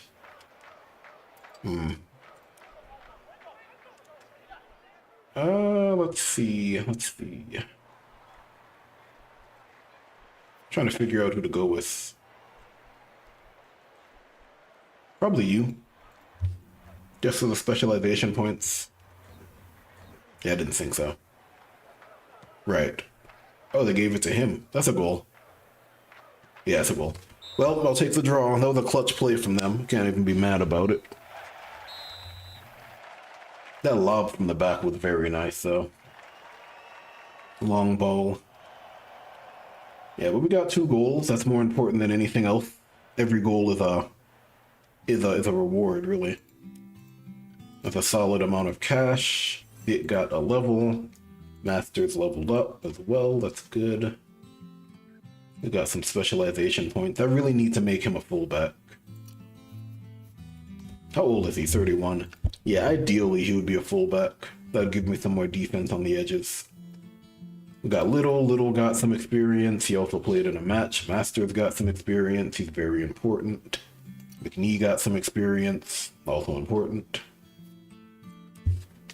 So I think the first 2 years are going to be focused on just building my team, really. And then the third year, I'll probably make a run for the top 3. Depending on how I do in the third year, that will determine whether or not I can make it in the 4th year, or whether or not I need to shoot for the satisfactory condition. Some choices to make there. I mean, I'm in the middle of the table now. It's not bad. Even though I'm like the weakest team up here. Yeah, this guy was a good choice. He fills in the DM slot just fine. Because selling that DM was the right call, absolutely. Let's see what else we got. Nothing else is really showing up. Ooh, hello, Scarf. Some choices here, huh? Scarf would be a good choice. I think I saw him before, didn't I? I feel like I did see him before. Solid choice. Scarf. I could do it. He's worth it.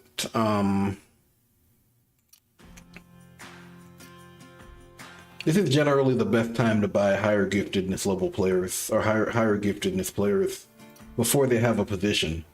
Because once he gets the position, his price is gonna shoot up. Absolutely. So if you're gonna do it, you do it now. This is when they're at their cheapest.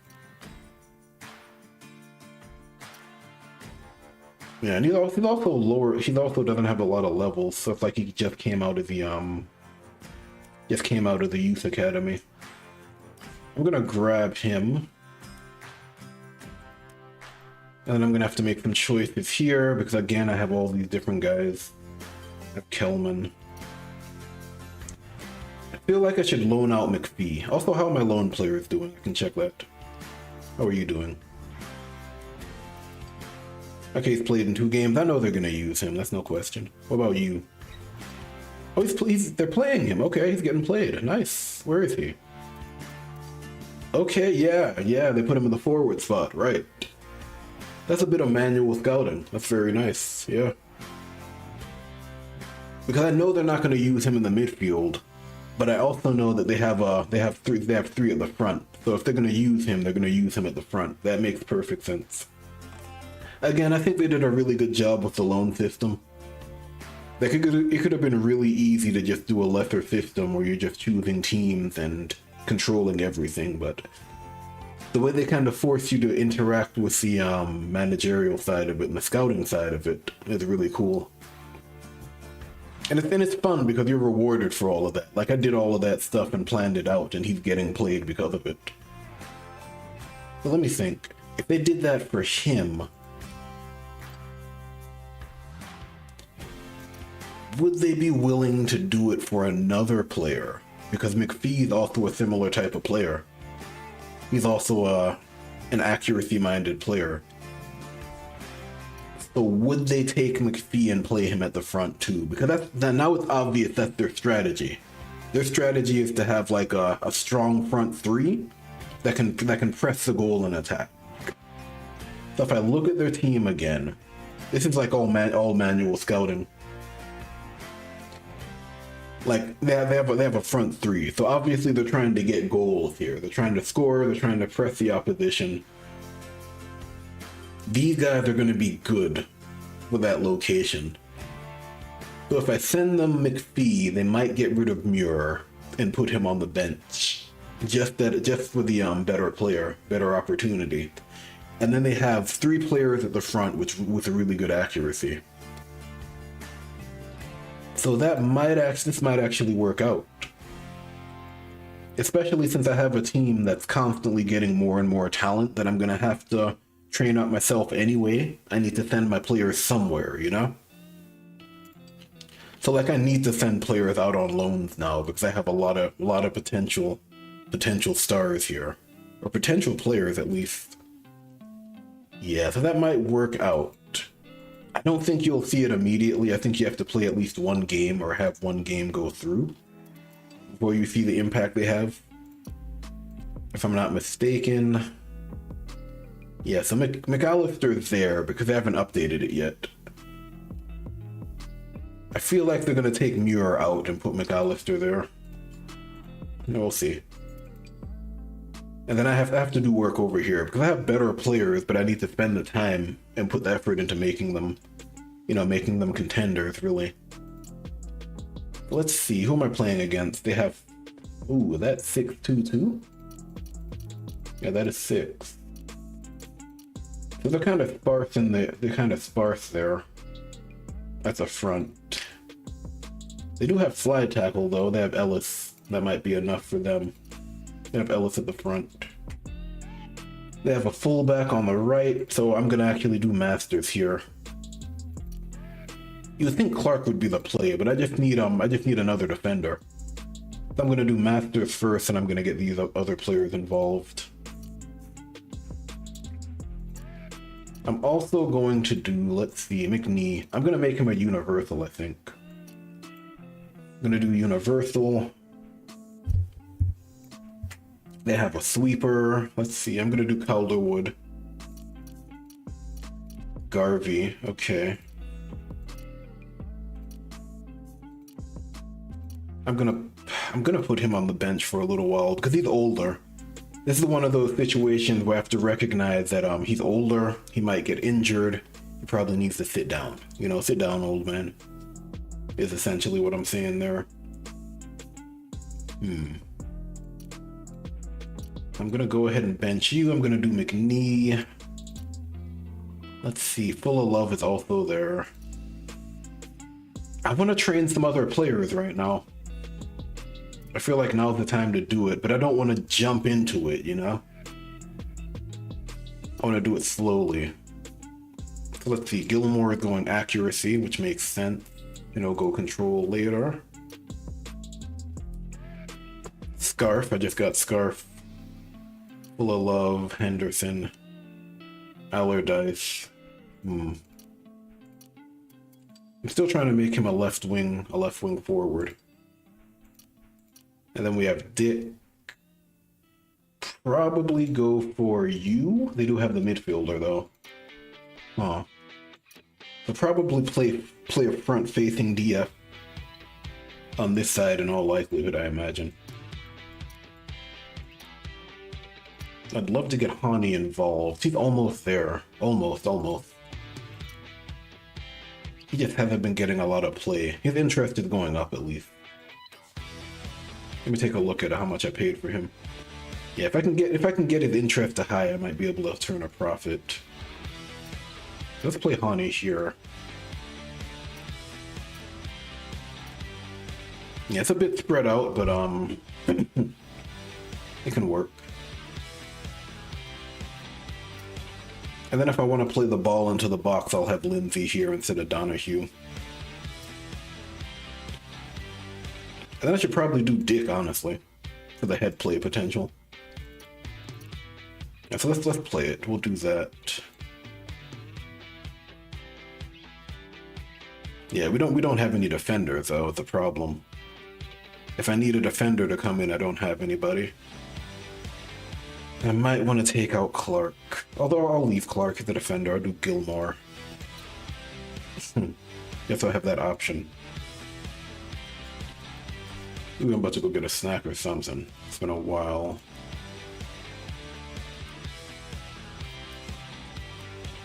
It's Friday, and the sun is behind clouds. Although if it's decent enough out there, I might be able to get somewhere. Oh, they get the ball first? That's fine. Didn't even notice that, but yeah, that's fine. I'm just taking a look at what they have. Let's see. Yeah, they're stacked at the back. I'm not surprised. Oh, we got the ball. That's great. Where's Ellis? He's over there. Okay. 34. That's a lot. I'm actually gonna play him up there. I might be able to run the flank all the way down. It looks like it. So we're gonna start it. We're gonna move the ball forward. Force them to play from the back. That's the entire point of this strategy. They have to play from back here. Yeah, that's fine. What are you gonna do now? Trying to think. We're gonna get pressing because it's free. And we're gonna set ourselves up back here. And we're gonna set someone here in case they try to lob it. No, they can't pass the ball through. They have to lob it, right? That's why I put him there. So he has to fight for it since someone's behind him. Yeah, but let's see. Calderwood is an AM. If he was a CM, that would be better. I'm gonna use you just to get you some additional experience. Okay.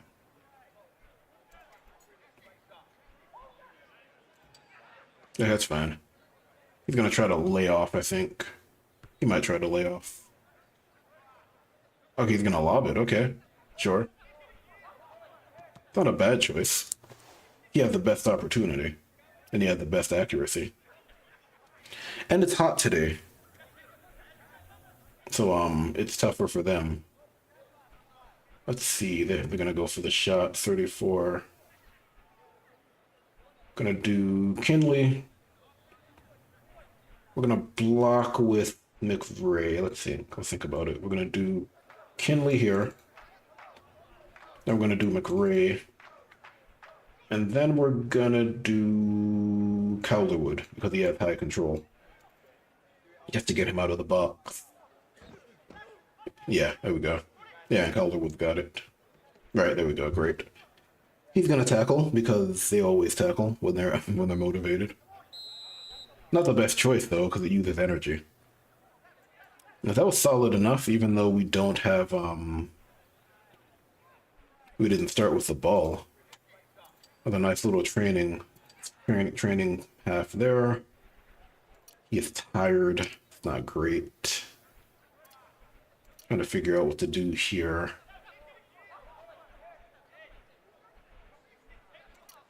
Probably gonna put you out on the bench now. Let's see. Gonna bring it in a little bit. What's the call? Play little, I imagine. Again, this entire game is based around training players up. It's not so much getting the win. It's just a training game today. Let me think. Allardyce. He's a ways away from becoming another. What do you call it? From becoming another getting another level in midfielding. I'm gonna see if I can play it into the box and force him to make a bad call here. Alright, so we're gonna do this. Let's go. We're gonna try to play it into the box. Well, they're making subs. Hold on. You were gonna do the same thing, no worries. I'm also gonna switch this around. Just so we can't run the flank like that. Like he's been doing.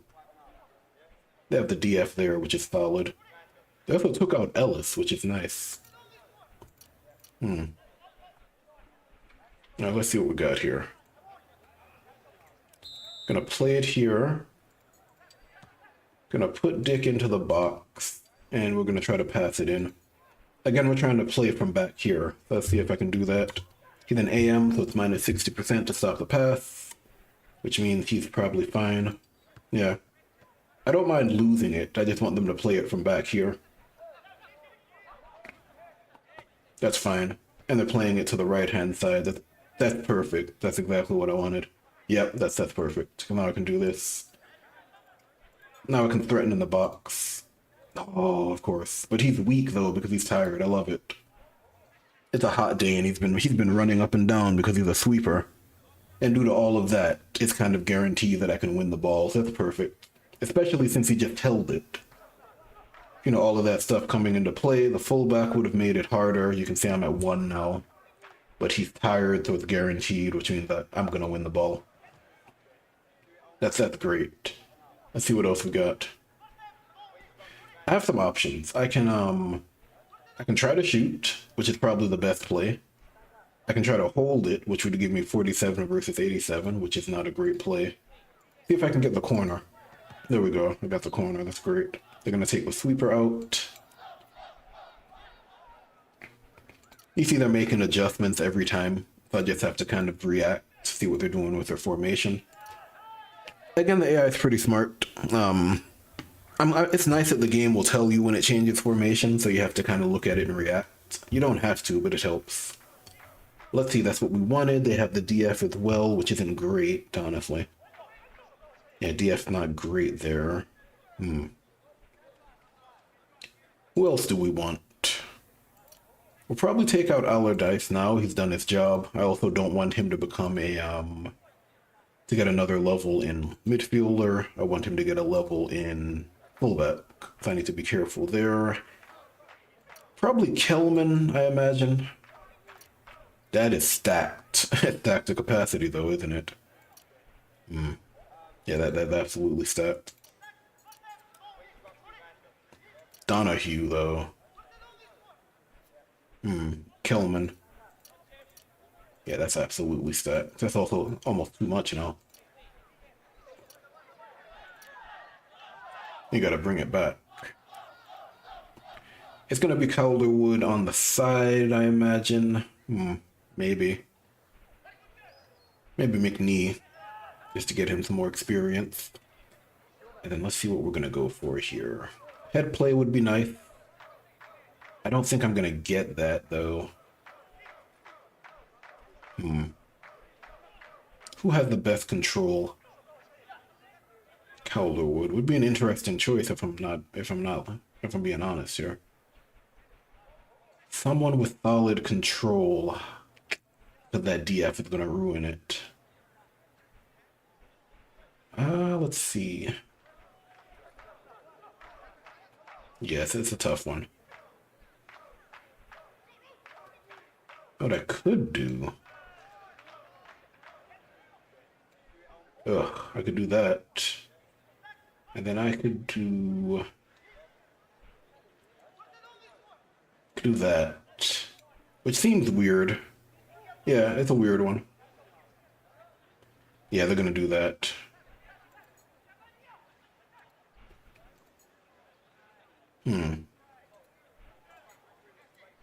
Nah.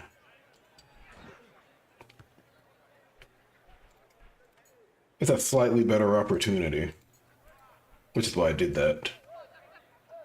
That's a diving header? That's crazy. Yeah, but he was there. That's a problem. Oh, it needs a fullback. That's no good. It also looks like they brought a forward over here. I guess. That's a choice. Alright, well. Who's gonna take the ball here? He has long pass. Ugh, I wish.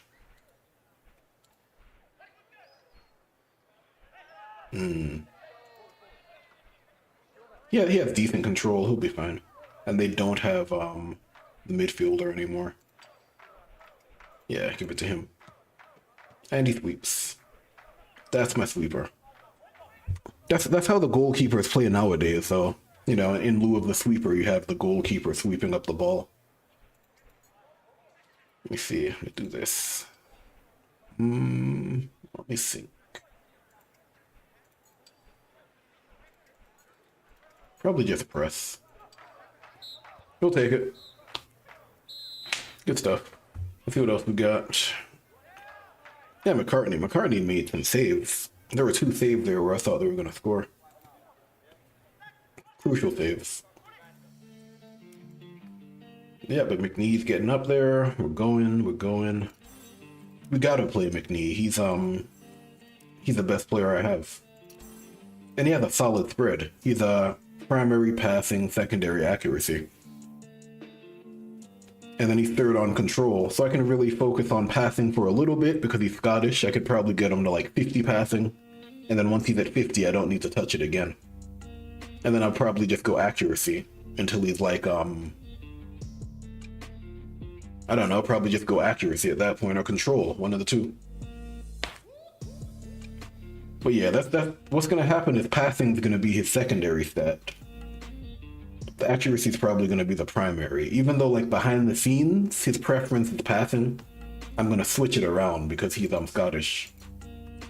All he has to do is hold the ball once and suddenly he has like 100 plus passing. Let's see, Calderwood, let's see. Probably makes sense to go for, what is he, level 25? He's basically capped off. He's 28. I'm probably gonna go dedication. And then he has decent control, decent enough control to like hold it in the midfield as a center midfielder. Probably go 40 passing, which will give him 100, I believe. Because that's what, 150%? That'd be 60, I think. Pretty sure. Pretty sure I can still do that math in my head. Yeah, 60, yep. Which would give him 100 passing. But I'll probably just go that high. And then 100 passing as an AM should be enough. Because of the bonus he gets against the defense when passing the ball. That's a solid choice.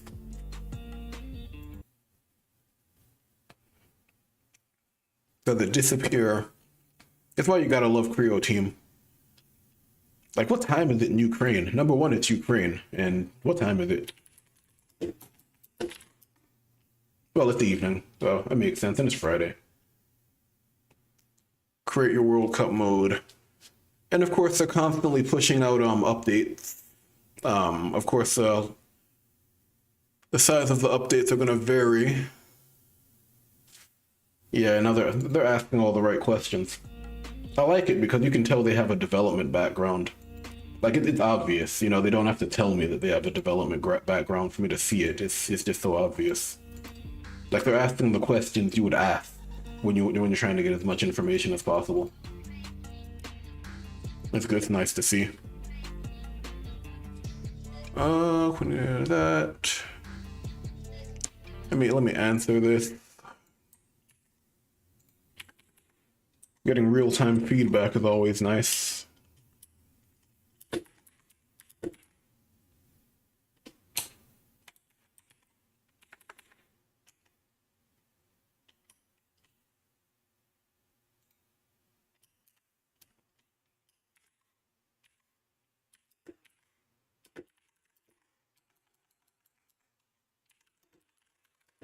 I have a mechanical keyboard. It's loud. I like the clicking.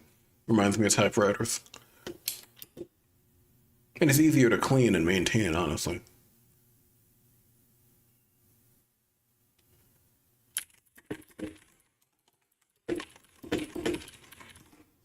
Let's see what's going on here.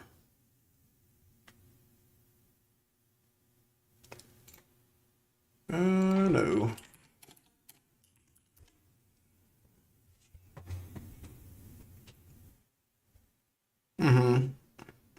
I'm just reading what they're saying in the channel.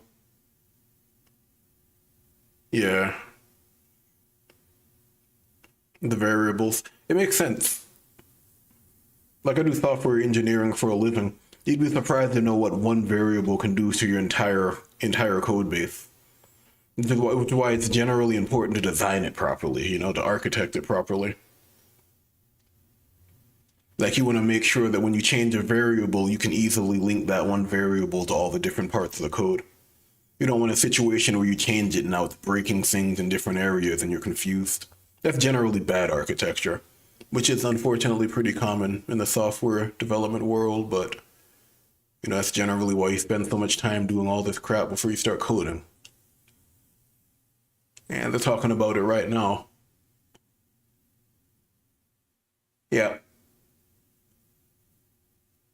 Right. Right. And then they're doing it the right way. They're taking their time with it, you know? Like they're slowly working on individual pieces and they're iterating on it. So it's like they're doing this specific thing and they're aware that different variables can wildly change how things work. And they have a plan. I can work with any team as long as it's managed somewhat well. Once the management starts to fall apart, I can't do it.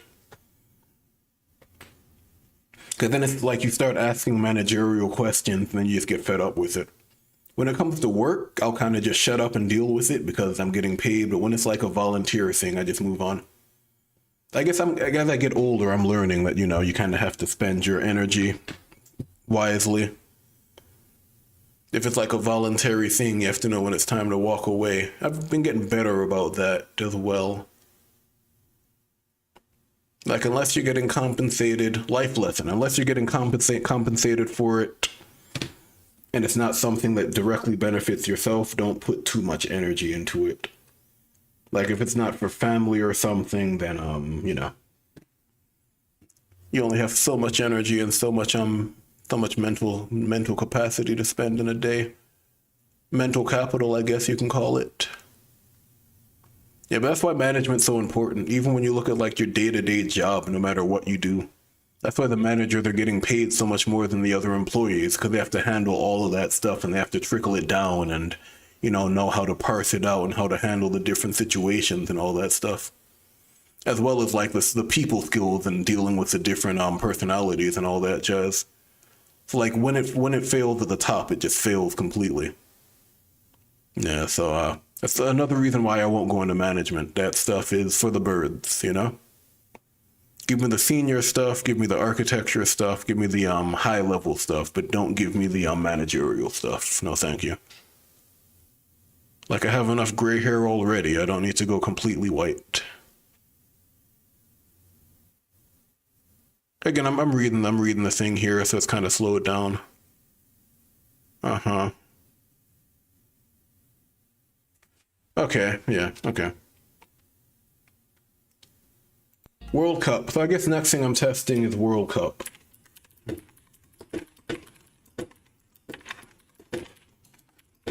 It would be a nice little mix-up from the campaign. Hey, give me a second. I'm going to grab a snack because it's been a while. Long stream, but again, I'm playing anyway. I don't mind it.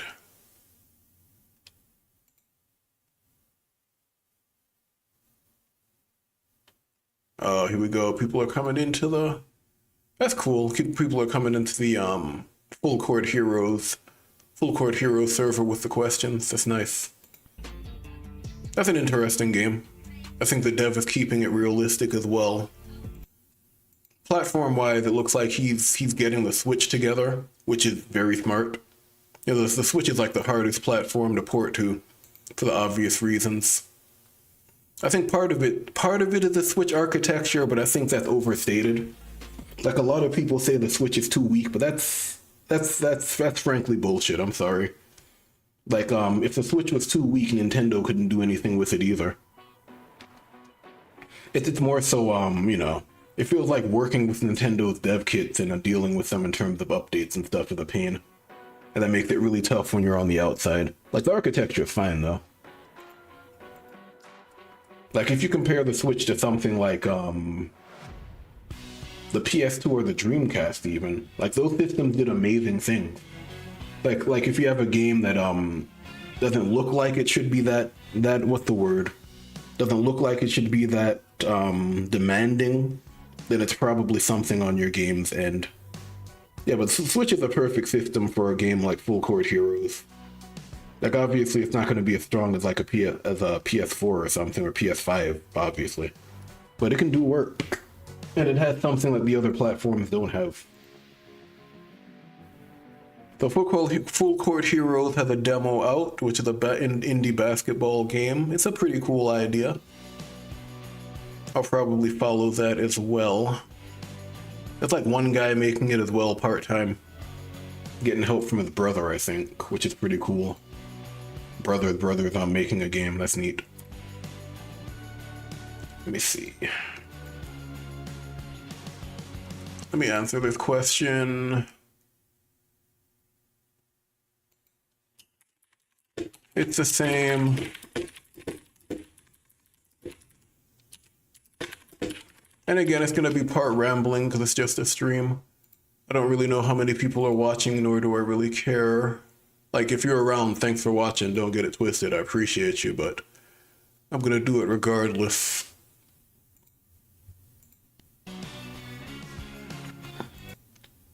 Let's see. Yeah, so here we go. Again, we're getting a loan offer. Let's get back to the game, to campaign. We're getting a loan offer. And you can see that based on how I did and what they want, they'll send players back and forth. So they're saying, he's a promising footballer, but you didn't give him a lot of experience. We want to send him to you again because you're a good host team with other players, probably because of that universal midfielder from a long time ago. He's probably a legend now. Not a legend, but he's probably like a star player for that team now. Because he got a lot of training. But basically they're saying, do the same for our player, you know? We want him to gain experience, you're a team, you're a guy that can do it. But here's the thing though, I have to think about this. I didn't use him last time and I was struggling to find a purpose for him, right? I was really struggling to get him playing time last time. 4 matches is nothing. I don't know if I can do it because I just got a bunch of promising stars from the transfer market. Like, is it worth all of that? I have these guys, I have Gilmore, I have all of these other guys who need training time. So this is a good example of when it's not a good choice to take on a loan offer. You know, I have so many other guys I need to train at this point. Like I just can't afford it. And then Little's here too, so like the opportunity cost for training someone else's guy is so high right now. I just don't think it's worth it. Even though the potential glory gain could be high if I play him. Let me see the team as well. And they're Scottish. They're a team in my league. So it's like the opportunity cost is even higher. Because I'm training this guy who's going to be playing against me in the future at the cost of training up my own players. And I have so many players that need to be trained. This is where I actually have to refuse it. You know, I just say no here.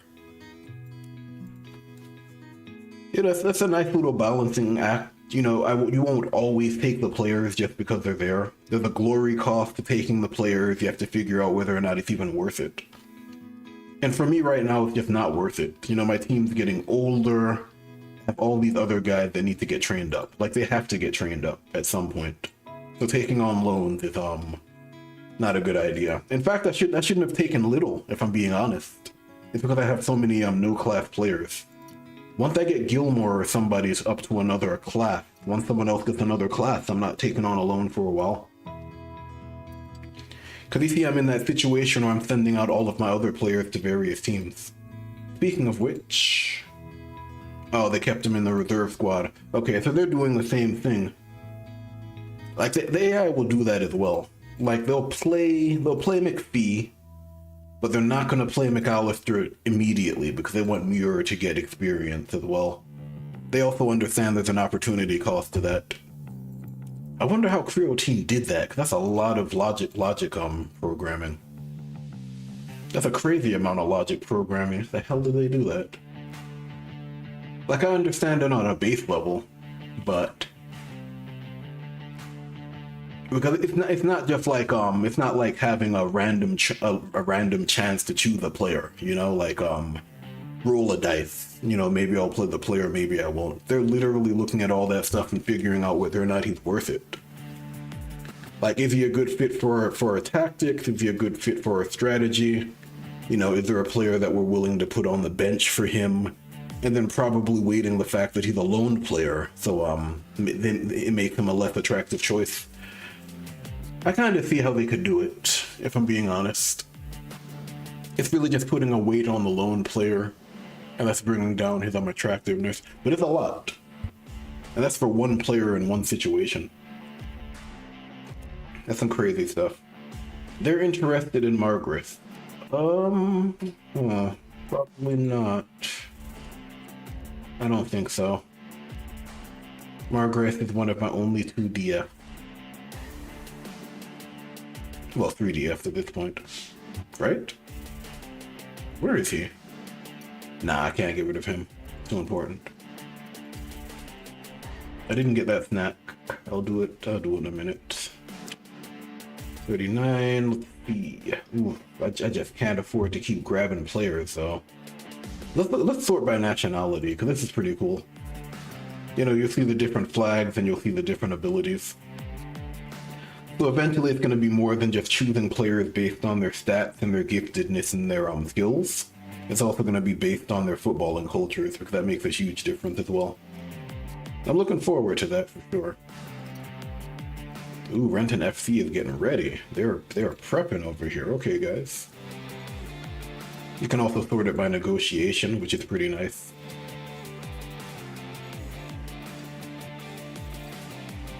I think that's also the beauty of having this game on PC. I remember talking to somebody the other day. I think it was 26K maybe.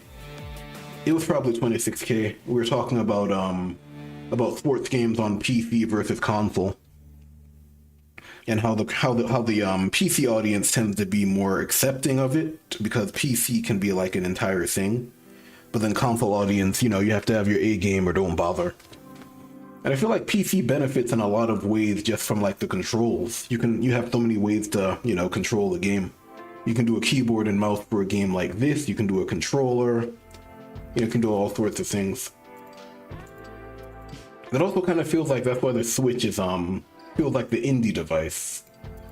You know, obviously indie devs tend to flock to that system because the Switch is like it's like the only other community overall that is accepting as of games like this, you know, outlier games as PC is. Because the Switch, nobody's expecting to get like high fidelity graphics outside of like the big players. So they're more forgiving of like niche games. And then obviously money's a thing. You know, it is what it is when it comes to money. Personally, I think if you're getting into indie dev for money, you're an idiot, but sorry. But yeah, in terms of like just general interest, the Switch tends to be a lot more forgiving, I think. Because you can see like a niche game, a niche idea, and people will try it on the Switch. Like nobody's gonna try a niche idea on the PS5. You know, you have a certain expectation for the PS5, for the Xbox, for the PS4, and if your game doesn't meet that expectation, probably not gonna sell. Although sometimes you have outliers like Balatro, which is which benefits more from the influencers, I think. Like influencers are important, but I don't think they're the be-all end-all either. A lot of stuff goes into it, which is why I'd rather just stick to being a software engineer. I have to deal with enough stuff there. I'll take the guaranteed paycheck over all that stuff, and I probably don't make money. Yeah, but anyway, let's do this. Let's look at this other game, McNee. They have a couple of 3-star players here. I can tell because I can't see their ratings. I hired scouts to see up to 2 stars, so I can see these guys, but I can't see the 3. So I know they're going to be the dangerous players. No, dog is signaling that she probably wants to go outside. Animals are pretty interesting. They can't speak, but they can still communicate, you know? So it's like I tend to dog sit my brother's dog most days while he gets his living situation together. And a lot of the time she'll she can communicate when she needs a specific thing. So it's like if she needs water, you know, she needs water. If she needs to go for a walk, you know, she needs to go for a walk. If she's getting bored, you know, you can tell. It's pretty interesting. It's a bit of a ramble, because that's what I do, but it makes sense as well. You know, if animals depend on humans to basically survive at this point, they have to learn how to interact with them as best as they possibly can. She's kind of signaling that I need to get off the computer and go take her for a walk, I imagine. So let's do... Actually, let's save it here, because I don't want to deal with that for too long. We'll save it. The stream's been going on for a while.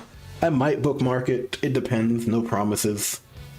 Bookmarking it is work. Like, it's a little bit of work, but it's still work. Ultimately, it's a hobby. And I don't really do this to do a whole bunch of work. That's generally why I don't really do YouTube videos at all, really. Like, if you do the low effort stuff, the algorithm doesn't pick them up. But then once you start putting hours of effort into it, it's like, why bother? I'd rather just go do something productive, you know, so maybe I'll do bookmarks, we'll see. Honestly, if I'm gonna do bookmarks, people have to tell me that they want bookmarks. I'm not just gonna do them. But like the last time I did bookmarks and I did like a community post about it and I didn't get any feedback, so it felt like I wasted my time. You know, I'm not about that life. So if you need bookmarks, let me know, otherwise it's just gonna continue to be an off-the-cuff stream that I'm really just using to test things. I wonder if this bug exists after you restart the game. Yeah, don't think so. Yeah, so I think that might be football tactics for today. I'll probably come back with something else. Oh, Balatro is so much fun. Yeah, she's starting to cry about it now. I might come back with some Unicorn Overlord just because I like that game. It's just going to be streaming what I like. You know, not everybody's going to like it, but, you know, there are other channels you can follow, if I'm being honest. You know, no love lost or no, what's the word? No feelings hurt, but, you know, it's a casual thing for me at the end of the day. Anyway, I gotta run. I'll be back in maybe an hour or something.